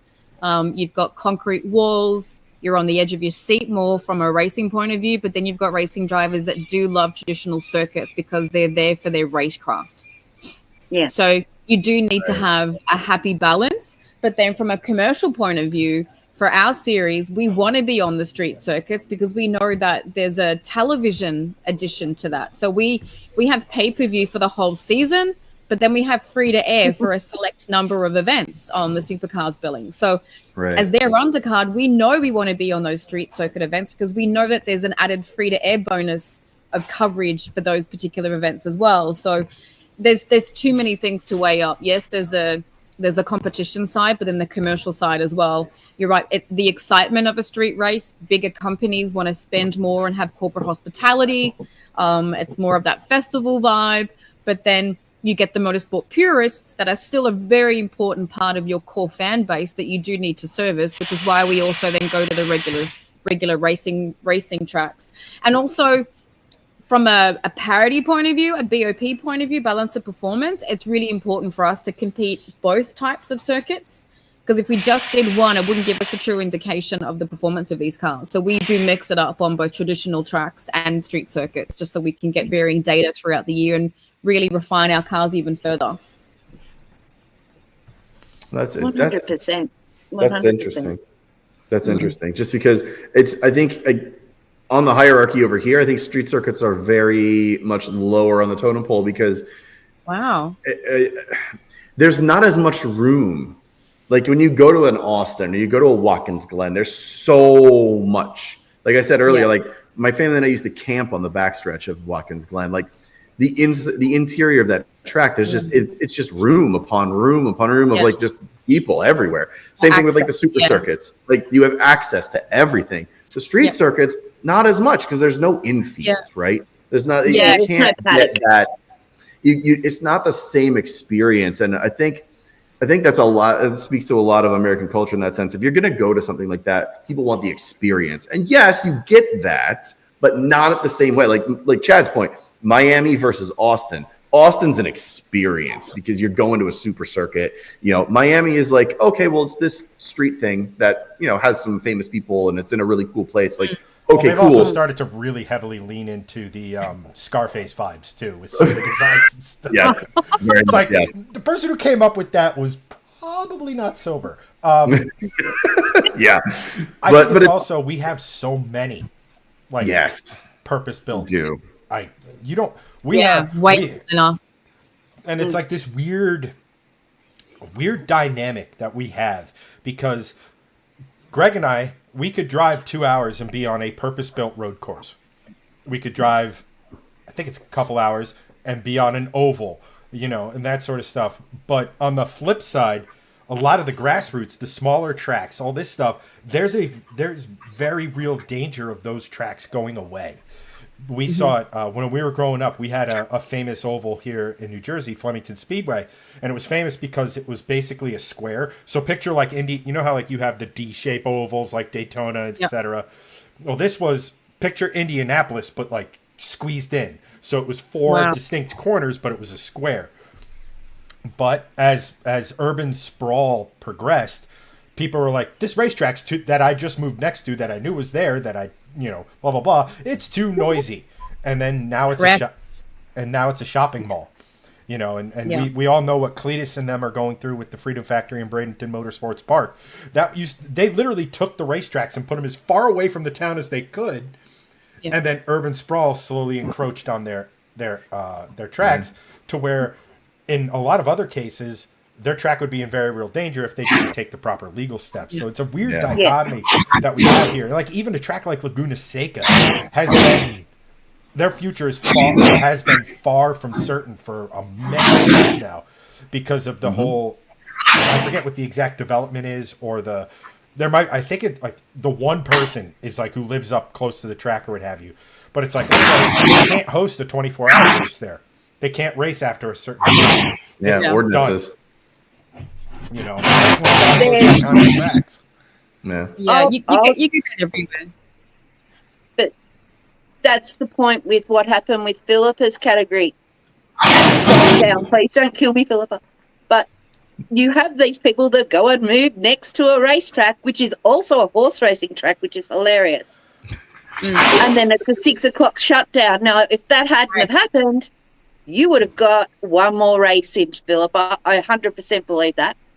Yeah, so we had a situation at our last round where our final race was abandoned because there was a lot of oil on the track and we couldn't clean it up in time. Supercars had to go out, but there is an 8 a.m., 9 a.m. curfew for sound, so you can't warm up cars or start cars before that, and it had to be finished at 6 o'clock because there was a lot of development. So that's just one of the things that comes with it. We accept it when we go to those events. If there's restrictions, we have to work within it. But it does affect the ability for us to have our sport. I mean, when I lived in Dubai, I lived near the Dubai Autodrome with the 24-hour races. You're talking about that at the beginning of the year. And it's located in a town called Motor City. if you didn't think there was going to be racing there, why did you move there? You know, so we've 100%. lost a lot of tracks in this country because of development. I mean, we've got Sydney Motorsport Park here in Sydney, which is where like World Time Attack is being held. You guys would know of that. But we had Amaroo Park and Oran Park, and both of those have been completely demolished for housing developments. So they've actually completely replaced the tracks with the housing developments. But you're right, we don't have as many tracks in this country as you guys do. A couple in Queensland, a couple in Victoria, a couple in South Australia, one in Perth over in Western Australia, one up in Darwin. That's pretty much it. So, yeah, we are limited, which is why the street circuits are also really beneficial for us. As long as we get the government funding to be able to put them together, they're a huge draw card. So you would never see a category have only permanent circuits because we don't have enough of them that are at that FIA grade for us to put all of our racing cars on, particularly at a supercars level, you know? Yeah. Well, part of the reason that a lot of racetracks cropped up here in the United States was they wanted people to stop street racing. And here's a track to go do so, you know. And then urban sprawl, like Chad said, and then all the houses are shutting down the tracks. Where do you think they're going to go? They're going to go right back to where everyone didn't want them in the first place. It's like, well, you should have thought about this. There's lots of land here. Go build elsewhere. Like you purposely put these tracks here for a reason. Let them be purposely here for a reason. There's land over there. Go figure that out. So it's interesting to hear that you are also dealing with a very similar situation over there, because I feel like it's happening not just here. It's happening sort of all over the world where people are just, again, it's the sprawl, and like, well, motorsports is sort of getting pinched a little bit in that sense. Yeah, but one of the good things that the racetracks here are acknowledging is that they can use their circuit for good. So there's a lot of like racing off the streets initiatives. So you can take your road car in a controlled environment with flaggies and emergency services on scene, and you can actually go and learn the craft. You can go and do speeds and drag racing. They initiated that in Dubai at the Autodrome, you know, less than 5 years ago, and taking Middle East residents like their speed. Whether it's their Prados going through the desert, through dunes, or if it's on highways when they shouldn't be. There's a lot of outlaws. So bringing it to the track was one of the best things ever. And the grandstands were full. They were more full at those taking speed off the streets initiatives than they do for the actual racing. So if the circuits can acknowledge that they can also assist the community in that aspect, then it's a win-win for everybody. Absolutely. Yeah, they've actually had similar stuff to that to such a degree. Not here. Other parts of the country. I mean, we've unfortunately, thanks, Greg. My fault. Always my fault. We used to have three drag strips in the state of New Jersey, which, if you look at it geographically, New Jersey isn't big from a square mileage standpoint. So it was, you know, Englishtown used to host the NHRA and stuff, and like their drag strip is literally a drift track, which okay, kind of cool or whatever. But there's actually, in other parts of the country, there's initiatives with law enforcement to embrace the that sort of come race on the track, not the street, to such a degree that the police forces are getting funding and they're building race cars. And they're literally like, do you have a car that's faster than the cop's car? Which I think is crazy cool, because it's like, it kind of ties into that running away from the cops outlaw fantasy that too many of us have. We did the same. So City Motorsport Park also holds an event called Beat the Blue. So awesome. all the police are there. It was sensational. So you know, they're out there doing skid pan challenges and slalom stuff just with the regular citizens of the city. So that's another great initiative just to build the camaraderie between the forces. And I know when I was at the Indy 500, your armed forces and your police are very scary. So anything that you guys to like break down those walls, like kudos to you, because I would be all for that, because they're very intimidating over there. You do exactly what they say, and you don't say no sir at all. You say yes sir. So it's good to know a cop or two over here. I'll just say that. Yeah, I mean, the thing is most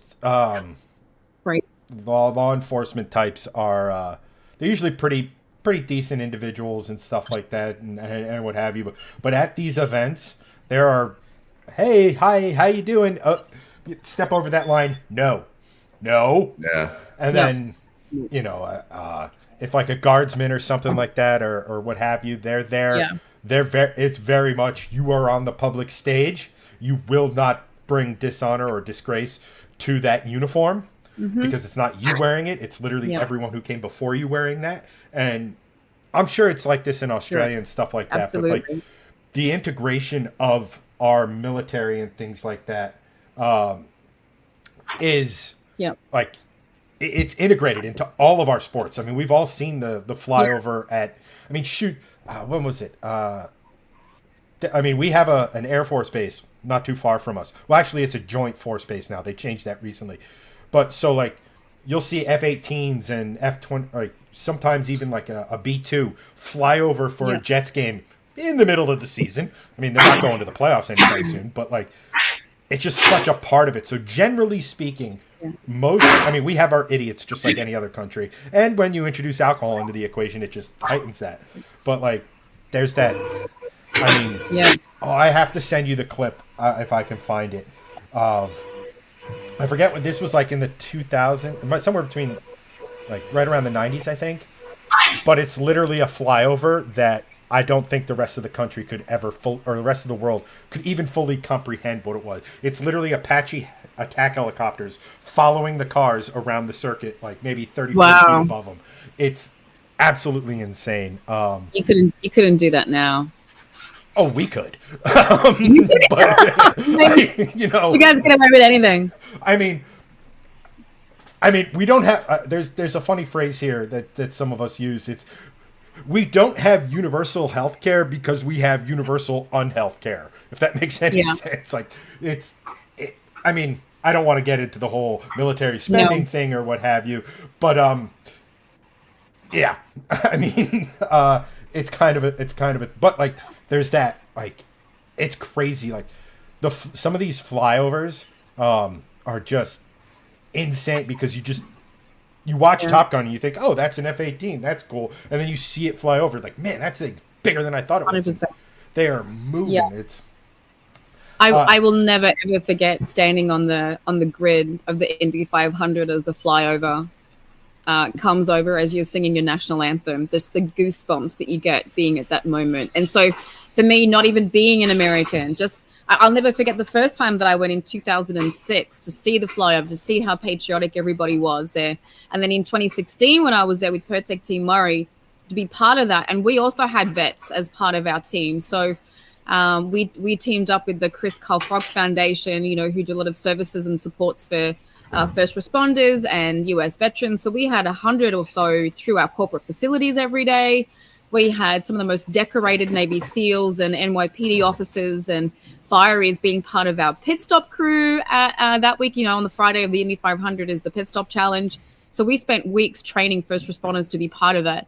And I'll never forget walking out to the grid on the Sunday before the Indy 500, and they had this massive Star Spangled Banner national flag.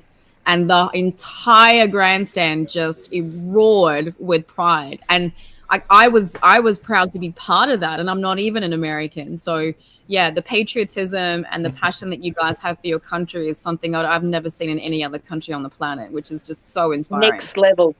Yeah, definitely next level. We do spectacle really, really well here. Yeah. And that whole event has bonded all of us. We're still all friends from all the Americans that were part of our team. That year, we're still talking about coming over next year because it would be the 10th anniversary of Maddie Brabham racing with us. So to be there for the 110th running would be pretty cool. So I hope your borders are all right for us to let us in to come and experience it again. Yeah. Please don't send us back because we've got tourist visas. Really, we will leave. Yeah. I just want to come and enjoy it. I'm sure. So many great memories in America. We'll sponsor you. You can stay at our I've never been, so this is going to be a first. You guys do events bigger and better than I'd ever seen. And it was that event in 2006 that's just made me wake up to how the rest of the world does it. So, and inspires you to want to go and see motorsport around the world and bring those experiences and learnings back to Australia, because then we can be better. There's no point sitting here running events like having the blinkers on, so it's only better for all of the sport in in all of our country if we can get experience internationally and bring the best bits back. Agree. Yeah. Because then motorsport becomes this true global thing, right? Yeah, absolutely. You know, that's why we're working so hard with the Type Power V8 Superutes. You know, if we can make this product as entertaining as possible, I mean, you don't, other than the truck series that you have in NASCAR, you don't have any other dual cab 4x4 racing category. I mean, that would be insane if we could export our racing cars to America, you know? So everything is possible if you can dream it. So yeah, there's definitely international reach for all of us to do more stuff like that. And for those that don't know, what are the trucks that are behind you exactly? Like what are they and what's inside them? Yeah, okay. So these are dual cabs. So they're 6.2 liter LS3 engines, so 530 horsepower. That we've got 18-inch wheels. We've got an H-pattern gearbox. We spit flames. We run on race fuel 98, so we don't have ethanol in the system. We have a Haltech ECU.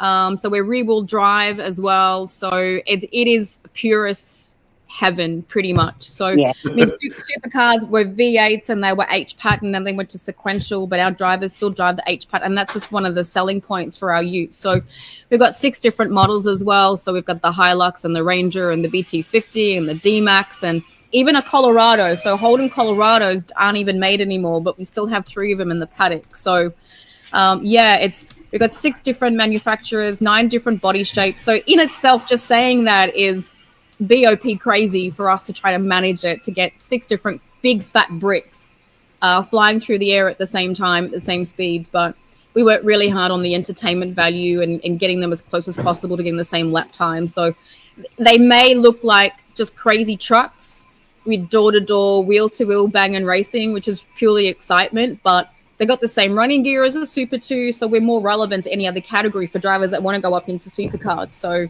yeah, we're all professional. As much as we might be larrikin and entertainment on the outside, we are professionally run and, all business, a shareholder group, board of directors, and all of our competitors are just so invested in building this series. You know, we've come a long way in the last 3-4 years. We used to be the category that people would not watch at the events because they wanted to go get a burger or go to the bathroom. And now to turn that around in 4 years has been insane. But having this all-in approach, knowing that we have a great product has really just gotten us to that level. So yeah, we have 24 dual cabs that we travel around the country supporting supercars. It's really exciting, and we haven't even reached our maximum yet. There's always growth every single year. So yeah, the LS3, the V8, the flames, the sound, all those touch points are so important for us to retain in this category. 2 things I want to say. I think, one, I speak for every red-blooded American person that heard all of that, and I will answer for them. Hell yeah. Everything you just said was freaking amazing sounding. Yeah. And 2, if anywhere in the world needs a truck series, I get we have the NASCAR trucks. We have the NASCAR truck series, different thing. If anywhere in the world needs a truck series where trucks are basically the #1 selling thing everywhere, it's the United States. Like, give us those things, put them here. Like, we would love to. I mean, it's taken a lot of development. We used to have a category here called the V8 Ute Racing Series, which were lower. So they were 2-door, they were longer trays. We had 32 of them. It was Holden versus Ford. It was very tribal, just like supercars was. But we don't manufacture them anymore. We don't have a Holden plant anymore. Right. Those utes aren't produced. So to try to educate some of the viewers is that one of the great things about this dual cab series is that it's market relevant. It's automotive relevant. Right. So we love getting the manufacturer support, companies that are like aftermarket product companies or automotive industry companies. There's something relatable. So the whole win on Sunday, sell on Monday saying is so relatable for us. Ford Ranger wins on Sunday, you can go buy one in the showroom. A Triton wins on Sunday, you can buy one in the showroom on the Monday. So we've got such a great product, and we've just been working really hard to build that entertainment and affordability and desirable characteristics of the category. Hey, if there's people that want to invest in our series and bring them to the States, expressions of interest are open. So it's and if anyone wants to bring Austin's Cindric over to race a Super Ute, I'm just putting it out there, dreaming it, putting it out there on the vision board. I would love that. the platform's just open. Hey, that's what we love about this category. We don't say no to anything. Any opportunity rocks up, we just go, yep, we'll make it work. So yeah, we've got a 5-year plan, and but we at the moment, we race on the Supercars undercard, and they're so super supportive of what we do and how we run the series. And we've got amazing brands that recognize that we're a family-friendly paddock, and we're inclusive of everyone.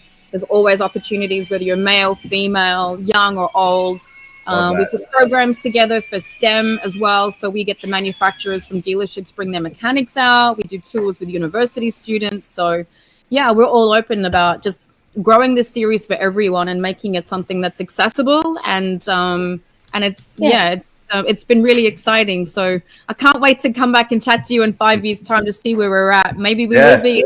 That would be awesome if we could bring a whole series out there. But yeah, it's it would be so cool. It would be so cool to see that in the States, because we have so many. You were saying that there's the whole Holden Ford thing. There's so many different mid-size trucks here. There's Chevy, Toyota, Ford. Mazda has been in the talks about putting a mid-size truck.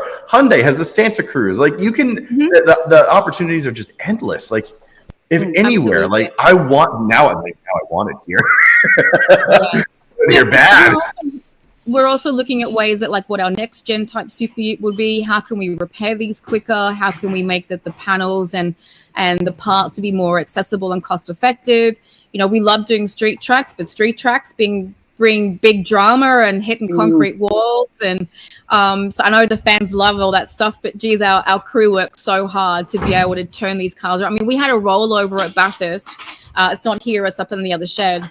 But we had a rollover coming down into the final corner, and Casey went over 3 times, and then we had that car rebuilt in 3 hours, and we were back on track. Now, it wasn't pretty, but it was back on track, and we were racing for the rest of the weekend. So, oh my gosh.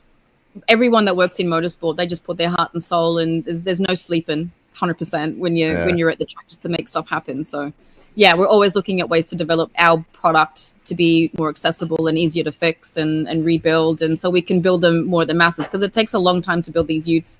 We're going to homologate new manufacturers and new models. So yeah, we're looking at all those things to make it more accessible, and so we can grow it even bigger than it currently has. So I'm so grateful that you guys found us. Who would have thought that you guys in the States would find V8 Super Utes in Australia? Yes, all credit to Chad on that one. I was aware, and then Chad turned me on to it. And I was just like, this is just cool, man. It's just awesome. It's exciting, and all of us, a lot of people in our paddock have worked for supercars. We've worked for international racing teams. We've got global experience and all sorts of experience about this 12-hour and GT cars and sports sedans. But we're all just motorsport purists. Yes, there's a commercial side that we need to deliver on, but we go racing because we're a motorsport family, and that's what keeps us all together. And so we drive in as the ethos of our paddock as well. So if we can set that benchmark and prove that it can work, it can happen in any category. Yeah, I love that. I did have one, and I apologize if you mentioned this. I'm trying to get Lisa back. The internet gods are not kind to us today. We're making it work. And now instead of a long-winded response, why we just say #blame Greg. Yeah. It's just easier that way. God, if I could get that to trend in Australia, I'd be a happy guy. Okay. Oh God, I'd be famous for the add it to worst my reason. hashtags on our official page. Oh my God. Please no. Yes, I love it. Oh God. There's definitely a merch line coming out with that. But yeah. So one real quick question. So are these is the Isuzu based on the Isuzu, just has the V8 driveline with the manual and everything, or are they a silhouette? Or I'm just trying to wrap my head around the actual cars themselves or trucks. No. They are the Isuzu D-Max that you get on the floor. Obviously, we strip them all in and put roll cages in them, but they are the length of the cars is still the same as the manufacturer specs. All the models are all the same. They're not a silhouette like you would have in a NASCAR. Maybe that may be an option down the track when we keep evolving the series to make it easier to repair and rebuild and things like that. But no, they are, as you find, some of our racing cars, we even find them in insurance claims, and some of the bodies from in floodwaters and natural disasters that we have here in Australia. We find them anywhere in the country. So as long as they're the models that we currently run, we gut them and paint them and put the roll cages in, and then all the go fast bits inside. So all of the models are still retain their same length as you would buy them on the floor. Yes, we do lower them. We have BOP regulations that we need to follow. So there's like minimum weights that we need to have with each model. We have rear ride height. So there's various elements in BOP, or balance of performance parity measures, that you can implement. The ones for us are overall minimum weight, the ride. I'm sorry. It looks like the internet's. That's why the height of these cars are. So take it back to BOP. Yeah, I'm back. So yeah, the length is the same that you would find in the showroom. BBR, our favorite three letters of the alphabet. Yeah. The internet seems to love it right now. We hate it. It's like, nope, and censored. Yeah. So we have various BOP measures because, you know, it's difficult to get 6 different types of dual cabs performing the same around a racetrack to give everyone a competitive advantage, right? So the rear ride height is an aspect that we change. The minimum weight overall is something that we can also change. And then we've got engine mapping and throttle takeout. So they're the 3 measures that we use to bring parity across the field so that everyone can have a competitive opportunity to be up the front and to be able to dice, and also brings the cars closer together, because if we just let them native and have their engines open, we would have groups of D-Maxes, groups of Rangers and groups of Tritons, and it'd be boring for the spectators, it'd be boring for TV. So parity in BOP is something that we've been working really hard on the last 3 years, because these are just big fat bricks. They're not aero, they're not streamlined like Porsches or supercars. So there's a lot of technical investment that we need to do in these cars to get them as competitive as possible.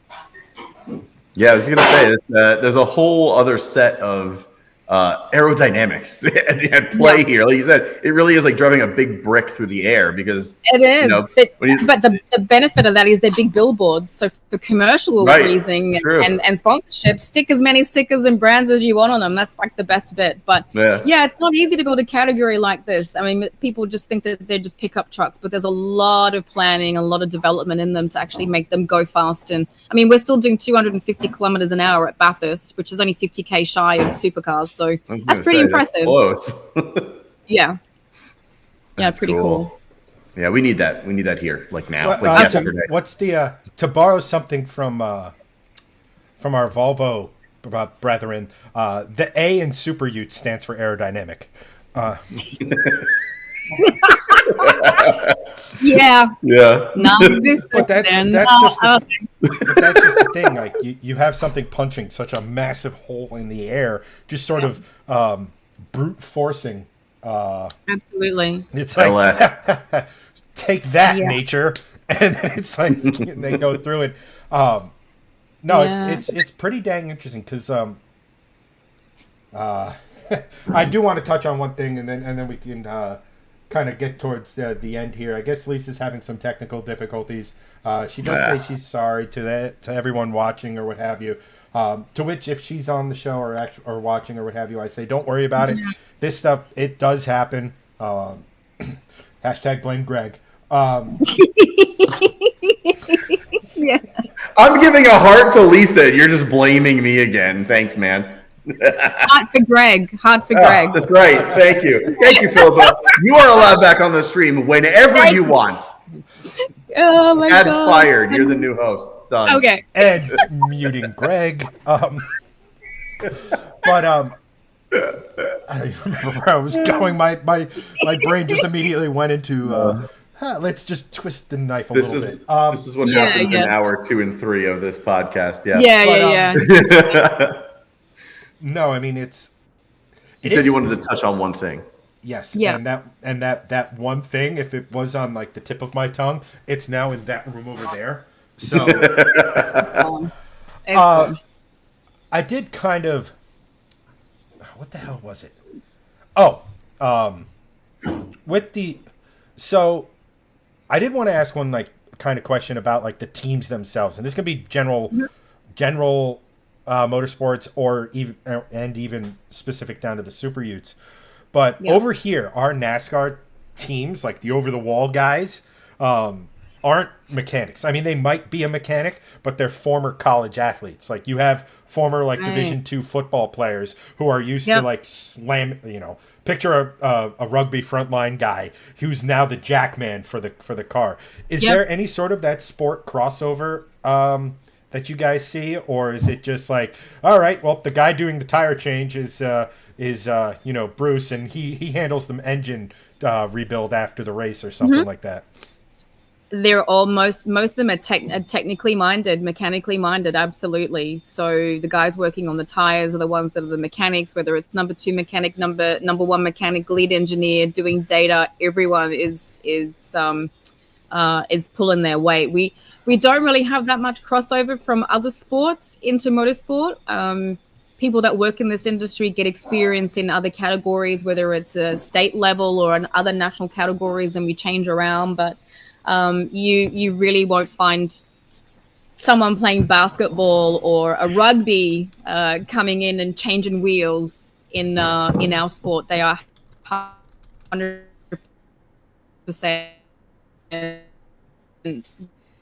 They go through tech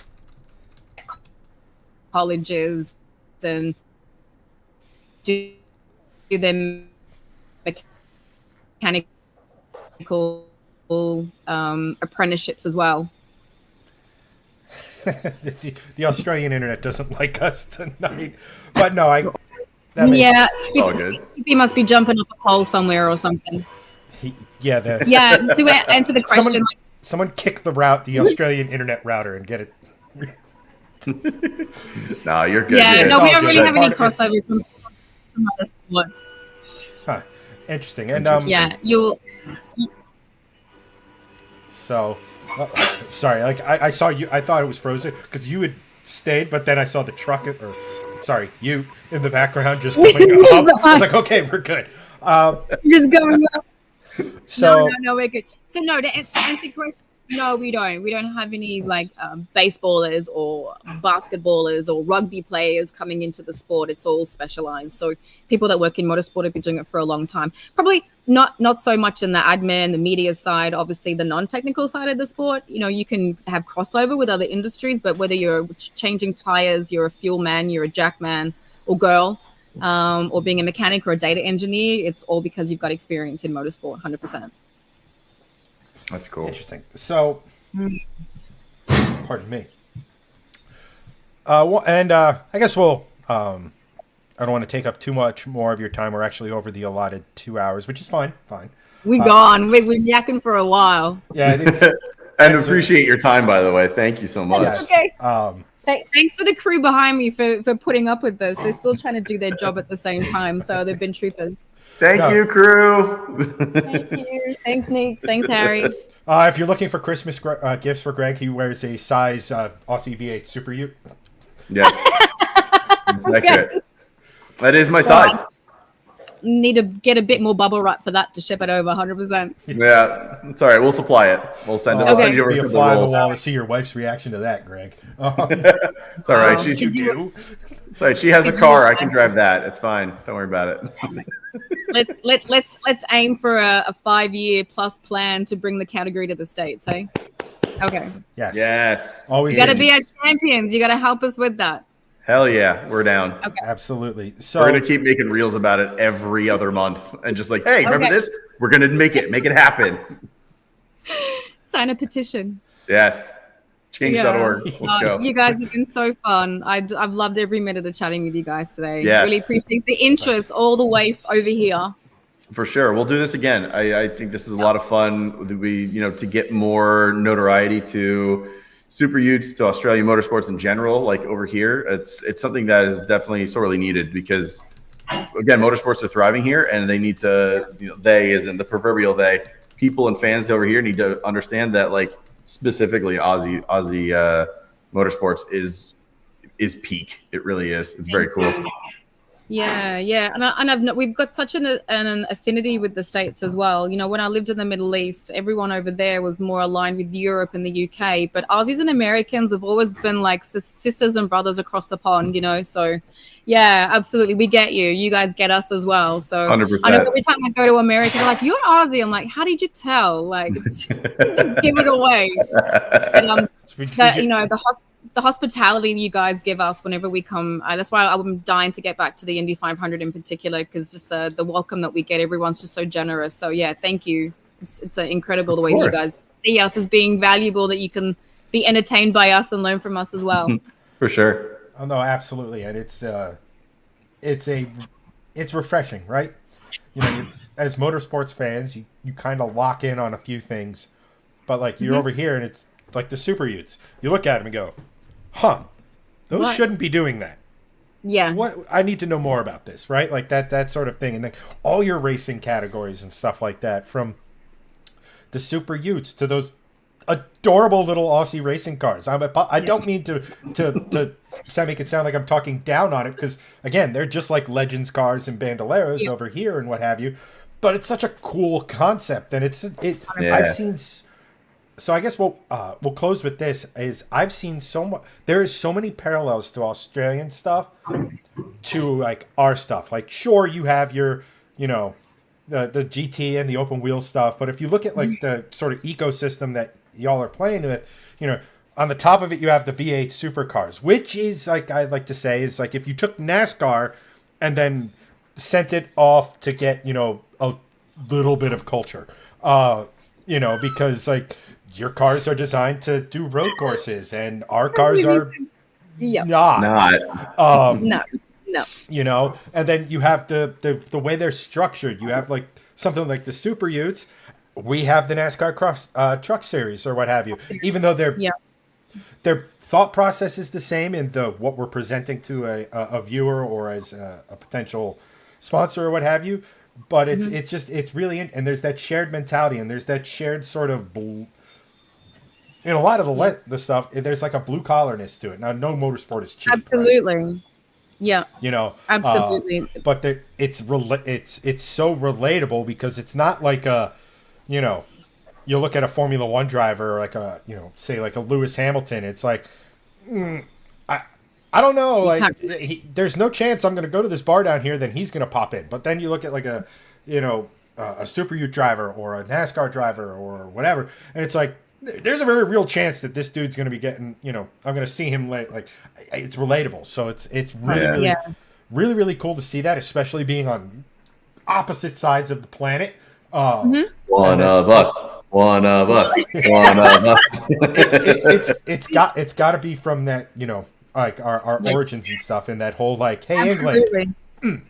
The crew here was saying that before, like the origins of NASCAR are very similar to the origins of ute racing utilities and blue collar workers and tradies, and not that elite. We're not elitist, you know, even though motorsport in general is an elitist sport because it is so expensive. You know, these race cars cost more than just a netball skirt or a football, you know, so it's a lot of investment. A lot of the commercial side is super important for us to survive, but those reasons why we go racing, and the camaraderie and the family and the entertainment and enjoying the automotive industry, like all of those things come together. There's so many similarities, which we love. So absolutely fantastic. Well, I just want to say thank you again. Thank you to Lisa. I know the tech gods were not on her side tonight, but this has been from the moment she mentioned it to the moment I was like, I still it's probably one of those things that's going to stick with me for a long time. Is she's like, yes, I know this other woman, Filippa. She's actually a category manager. Here's you know, here's her about, and I'm looking at it, and it's like, that's like more accomplishments than like 20 people I know combined. Thank you. And then Greg and I, when we first did the introductions, and you go, Lisa sent you over my brief, and we're like, brief? Hey, look, you can't get more Aussie than a Sheila running a truck category in Australia, right? So I try to embody this as much as possible. irrespective of the experience, I am kind of the same with it. I even own a ute at home, so That's awesome. we Absolutely living it. Absolutely, you got to be passionate. You got to live and breathe it. Yeah. Otherwise, if there's no authenticity, it's not going to work. And that's with everything from categories to working with fan bases to even athletes and drivers with their brands. Everything's got to be authentic, which we try to do across the board. So 100%. yeah, can't wait to chat to you guys again. Really appreciate the support all the way from over there. Absolutely. Thank you again so much. Guys, I hope you guys enjoyed this one. This was a special one. Do all the things that the social media gods require. Like, share, subscribe if you haven't already. But for this one, that's a wrap. And even though we have guests, Greg, you're not off the hook. Send us out with your dad advice of the week.